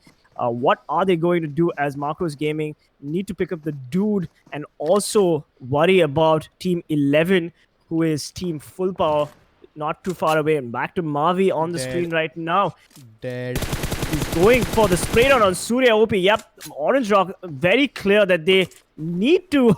That buggy is also pretty damaged. Yeah. Not sure what they're going to do right there, Mavi, whereas Marcos Gaming finally spotted out Full Power, as I mentioned before. Oh, no. Spraying down, and Orange Rock eliminated, possibly to the play zone. Surya. No. JSL finished off Mavi. So I guess what Mavi was trying to do is, he knows he's gonna die, so he just decides to kill as many JSL players as he can and take as many points before he finally dies. But JSL killed him first, and I think JSL are pretty much dead. They have no vehicles, they're gonna die. And even VSGCrawlers are in danger. Zoom Boom, with a nice knock on him, gets the better of him and finishes him off as well. His teammates can't save him. Meanwhile, Team Marcos, they have all 4 players alive, and they have a good angle and a safe spot as well. JSL finally dying to the play zone. That was pretty obvious. We knew that was going to happen. Pretty obvious. Pretty much, yeah. All right, now Godlike, we've got Marcos Gaming still putting a lot of light. What a beautiful knock from Pansing on Zoom Boom, full power in a sandwich situation between Revenge Esports and of course Marcos Gaming. Marcos Gaming putting down the pressure, just checking if there's any other teams that they have to worry about. They have the hill. They don't have the circle though, as the circle has changed, and we've got Team Tamil also getting a knock on Team Insane in the background. So many knocks, so many teams, so many fights happening on the screen right now. Revenge have all 4 players alive, so that's good. But I did see Raid was a bit away from his teammates. Either way, Marcos Gaming, they have to finish these fights quickly and then get into the zone, which doesn't really favor anyone. I think Fnatic is the only team which has some compound available, so that's nice for them. They might just win this one if they play it correctly. Meanwhile, VSGCrawlers focus on Revenge, and Marcos Gaming try to get power completely out of the picture. Mogambo almost knocked out. His teammates won't be able to move, and the play zone starts to crush them. They get into the cars, desperately hoping to get into the zone in time. Meanwhile, that's not gonna happen as Marcos continue to focus on Revenge now, shifting their attention away from full power, allowing them to move out. And Kinzu's about to crash into Fnatic. Oh no, this is unfortunate. He's getting peppered. His car's about to blow up, and he's in the smack center of trouble. How will he ever survive? Full my power God. out. That was just unfortunate for full power with that last ditch running right into the team that they wouldn't want to mess with. Fnatic, meanwhile, perfectly positioned. They have the cover. They're just spraying down 360 degrees, getting knocks from multiple teams. First, full power, and now they've got UMEmba in their sights. Meanwhile, Godlike also putting some action on UMEmba. UMEmba trapped between Fnatic and Godlike. Not a position that I'd want to be in. TeamTamilas somehow getting 1 kill onto Team UMEmba, which means that their problems continue to mount up again and again. But UMEmba have at least the airdrop box and a bunch of cars for cover, so it's not all lost. But they do lose Bhishma, who was their strongest player. There's barely any room available behind this little box, and Kiki and Goldblade are trying to make the best of it. At least they have the heal suit, so maybe, just maybe, if teams get distracted, they can crawl their way to safety. Oh no, they're not crawling their way, and they have to run now. The play zone's too fast for them. Unfortunately for UMEmba, they're going to have to deal with a couple of shots from Surya. Also, the play zone takes out Kiki. Surya going for those opportunistic kills right there. Team Tamil, on the other hand, pretty far away from the circle, have to worry about the rotation. And Marcos Gaming having one of the best positions right now, but let's see if they'll be able to keep that position as Team Insane on the northern side of the circle, way outside the circle. Wait, but Surya going for the YOLO push. Oh, he goes for the push, and they managed to get him knocked. Pansing gets a knock on Godlike Smokey, but the Marcos Gaming is not messing around as they finish off these teams. Team Godlike, never mind, Team Godlike gets eliminated by the skin of their teeth. The dude, the last man surviving for Team Marcos Gaming. Last 2 players surviving, sorry. We've got the dude and another player. Pansing, of course, still quite far away, and Fnatic, it's just crazy what's happening. We've got UMEmba still pretty much in the mix. Mega knocking out Revenge Esports. Finally. And Team Tamil taking that outhouse right next to Fnatic as the team from Tamil Nadu decides what to do next, which fight to take. Nah, I don't think they want to take any fights right now. Just stay. Just be patient. UMEmba has a little bunch of cars for cover, but they still need to move into the zone. Fnatic has the compound and the zone on top of them. And no, UMEmba just needed to stay silent. They did not do it, and now they've been eliminated. All thanks to Team Megastars, who also are eliminated later on by Fnatic, so at least they managed to get 1 kill before they finally went out. Marcos Gaming has 1 player left, and I am assuming that's the dude, if I'm not wrong, or either him or Pansing. VSGCrawlers have 2. Fnatic, though, still 4 players alive in the zone. That's perfect. Raven, TeamTamilas finally decide to break their silence and engage with Team VSGCrawlers. They know that VSG have to inch their way back in, and they're using that opportunity to pepper them down. But Craw HP, he managed to get a knock onto one of the players. That's gonna keep TeamTamilas silent at least for some time. I'm not surprised. You know, Team Insane, they had the drop on Marcos Gaming, and now it's a 2v1 against the dude as he also retaliates with nades and smokes The dude, of course, he's going to defend this outhouse. And let's not forget his Sanhok defense. This is a man that can defend himself in a close enclosure. All he has to do is just chill there, and as the Team Insane pushes one by one, let's see if the dude can keep up the magic that he performed in Sanhok. VSGCrawlers, in the meanwhile, pretty much in the circle, but Team Fnatic slightly out of the safe zone. They will have to rotate, but they're probably going to want to take the fight to Team Tamil, finish them off, and then rotate as Team Tamil takes multiple fights. We've got VSGCrawlers on the northwestern side, and of course, we've got Fnatic on the eastern side. I think VSGCrawlers do have a bit of advantage, but they only have 2 players, so that's a bit of a concern. Team Insane also have 3 players, but not the zone. Fnatic, all 4 players alive, but not the zone. So I guess it's a bit balanced. The teams that have the position advantage don't have the men, and the teams that don't have the position, they have numbers. I guess it's all gonna be a bloodbath as TeamTamilas, they decide to move their cars up the hill a bit, and in the process to do so, they do manage to get the position, but Striker gets knocked out, and VSGCrawlers are showering them with nades. No, that was a mistake, but they still managed to connect one of them, and even Spray is knocked out. At this point, there's 2 people alive for TeamTamilas. They're managing to get the rests in time, and Insane are going for a ballsy push. Sky serving his distraction. He's moving straight into the compound of VSGCrawlers, and he gets knocked instantly. But while I do that, Legend, he covers him from far away, and he knocks out VSGCrawlers. How is this happening? Team Tamil take advantage of the commotion, and they kill one of the players of Fnatic. Always down and out of the game. Ronak is crawling his way in. What a 200 IQ play from Team Insane. They have the best position, and they have spread all the way around this whole circle. They have angles upon everyone, and they get Ash as well. Manti OP, he's in the open. He's getting the kills onto Fnatic, but I'm assuming Insane will finish him off, but not before he kills all of Fnatic. A triple kill for Manti OP. A triple kill, knocking out the strongest team Fnatic. Oh my god, Manti OP on fire. Lone man surviving for Team Tamils. I don't think it was a triple kill. I think it was a single-handedly. He got all 4 players of Fnatic. A quad kill then. It was a quad kill. There we go. But Team Tamil eliminated 3rd place, but with a whooping 17 points. It is up to Marcos Gaming and Team Insane. Marcos Gaming, of course, outside the circle, and he is not going to make it. He has a long way to rotate. He's playing this FPP, surprisingly. Playing this first person, but he's not going to make it, and he dies to the play zone. Marcos Gaming, again, coming in 2nd place, but Team Insane. Beautiful play by them. But the MVP is Manti OP of Team Tamil, or Tamil Gaming, or Raven Gaming, or whatever their names are now. They have multiple. Team Tamil.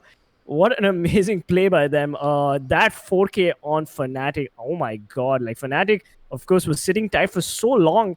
I was wondering when they were going for the rotation, and I knew for a fact that if they did not take the fight to Team Tamil, they would have to pay the price eventually, and that's exactly what happened. I have no words for this. Manti OP knew he was gonna die. So he's like, alright, you can kill me, but not before I kill you all. And he just knocked out Fnatic, like Ash, Ronak, and then another one. I don't even remember. I don't even care what the last person was. I saw a triple kill. You say he killed all 4 of Fnatic players by himself.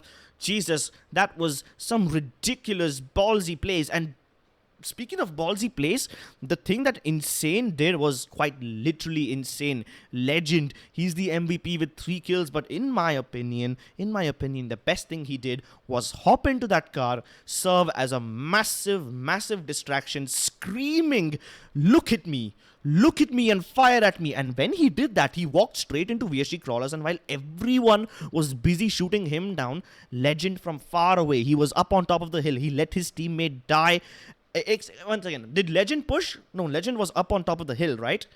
So it was someone from Insane, I don't remember who, but someone from Insane got into that car screaming, look at me, and he went into its VSGCrawlers, distracted them, and then Legend finished off VSGCrawlers all by themselves. And as soon as they did that, Insane already had the best advantage, because they had players in the zone, and they had players on both sides of the hill, which means every other team was below them. They had no cover, and Insane had all the cover in the world. All right, we've got the top 5 players here. We've got Mantiopi with the 6K. So I do believe that he did get the entire Fnatic team in that beautiful spray down and that showmanship.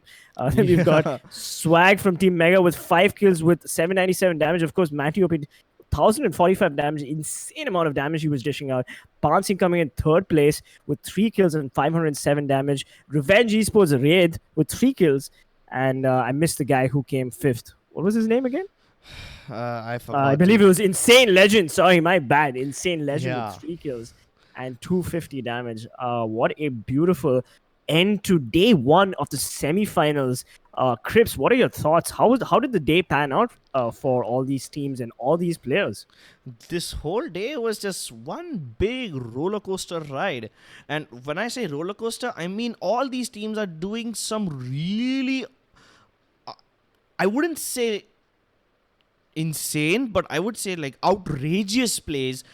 In normal circumstances, you would have never done that, but they took the risk and they were rewarded for it. Almost every time a team did something outrageous, they were almost always rewarded with the win or with multiple kills. So we've got the standings. We've got Team Insane with 6 kills, Marcos with 7, Team Tamil with 8 kills, Megastars also with 8 kills. Well played by them. And Fnatic with 6 kills. But look at the score at 21 points. Marcos Gaming is on fire. But Team Tamil, of course, the way they had that opportunity, Mantiopi, the way he sprayed on Fnatic, pushed Fnatic down in the standings. Beautiful. We will have the overall standings on the screen right now. But I hope you all enjoyed that fantastic map of Erangel. I'm so unfortunate I missed the first match of the day, but I'm pretty sure that this match made it up. I mean, this match made up for more than everything. It made up for all the crazy plays that were missing from games like Vikendi or Sanhok or whatever. And the standings just speak for themselves. If you look at them, all the teams who are on this page have barely any kills. I guess JSL has 4 because they were in Pochinki and they were winning those fights against Godlike and against Orange Rock. Everyone else just failed because most of the teams who made it to the final circle walked away with all the kills, and then every other team were barely left with anything. It's like a very do you think impartial, Fnatic unfair game. Do you think Fnatic played that last circle a little passively? Like they could have been a little bit more aggressive. I mean, they did have the circle for the longest time, but when the circle changed, maybe they did not smoke themselves out, or maybe they took too long to rotate. Yeah. I mean, it was an uphill rotation for them, and they did not have the zone. But what are your thoughts on that? I mean, they were in a bad spot, so I can't blame them. But yeah, I guess using a smoke wall to get to the safe zone would have been nice. And maybe they could have used the safe... I mean, the Fnatic started to move out when Insane got into that car and started fighting with VSGCrawlers, right? So Fnatic was like, alright, this is the time. Everyone's distracted. Let's move out. So they got the timing right. It was perfect. So Fnatic didn't make a mistake. They were focusing on the team that they should have focused on. They focused on Insane and VSGCrawlers because they had higher amount of players remaining. And that's the thing, right? Because they did not expect Mantiopi, one of the only few players of Team Tamils who survived. They didn't expect him to, get up and start fighting. They thought that maybe he would stay low and just play for better placement points. So yeah, I feel like Fnatic kind of choked that last game. They could have performed a lot better. Marcos Gaming, of course, clearly the leader of the overall standings for today, coming in with 33 kills and 88 points. Megastars, of course, coming in second place with 16 kills and 47 points. And Fnatic moving up from 4th to 3rd place with 15 kills and 45 points, but no chicken dinners. And let's not forget Team Insane with the chicken dinner coming in at 4th place with 21 points and 21 kills and 44 points. Team Tamil, look at them go, climbing up the ladder slowly. Team Tamil is one of those teams that takes their time to warm up. And of course, we did see some amazing gameplay from them yesterday.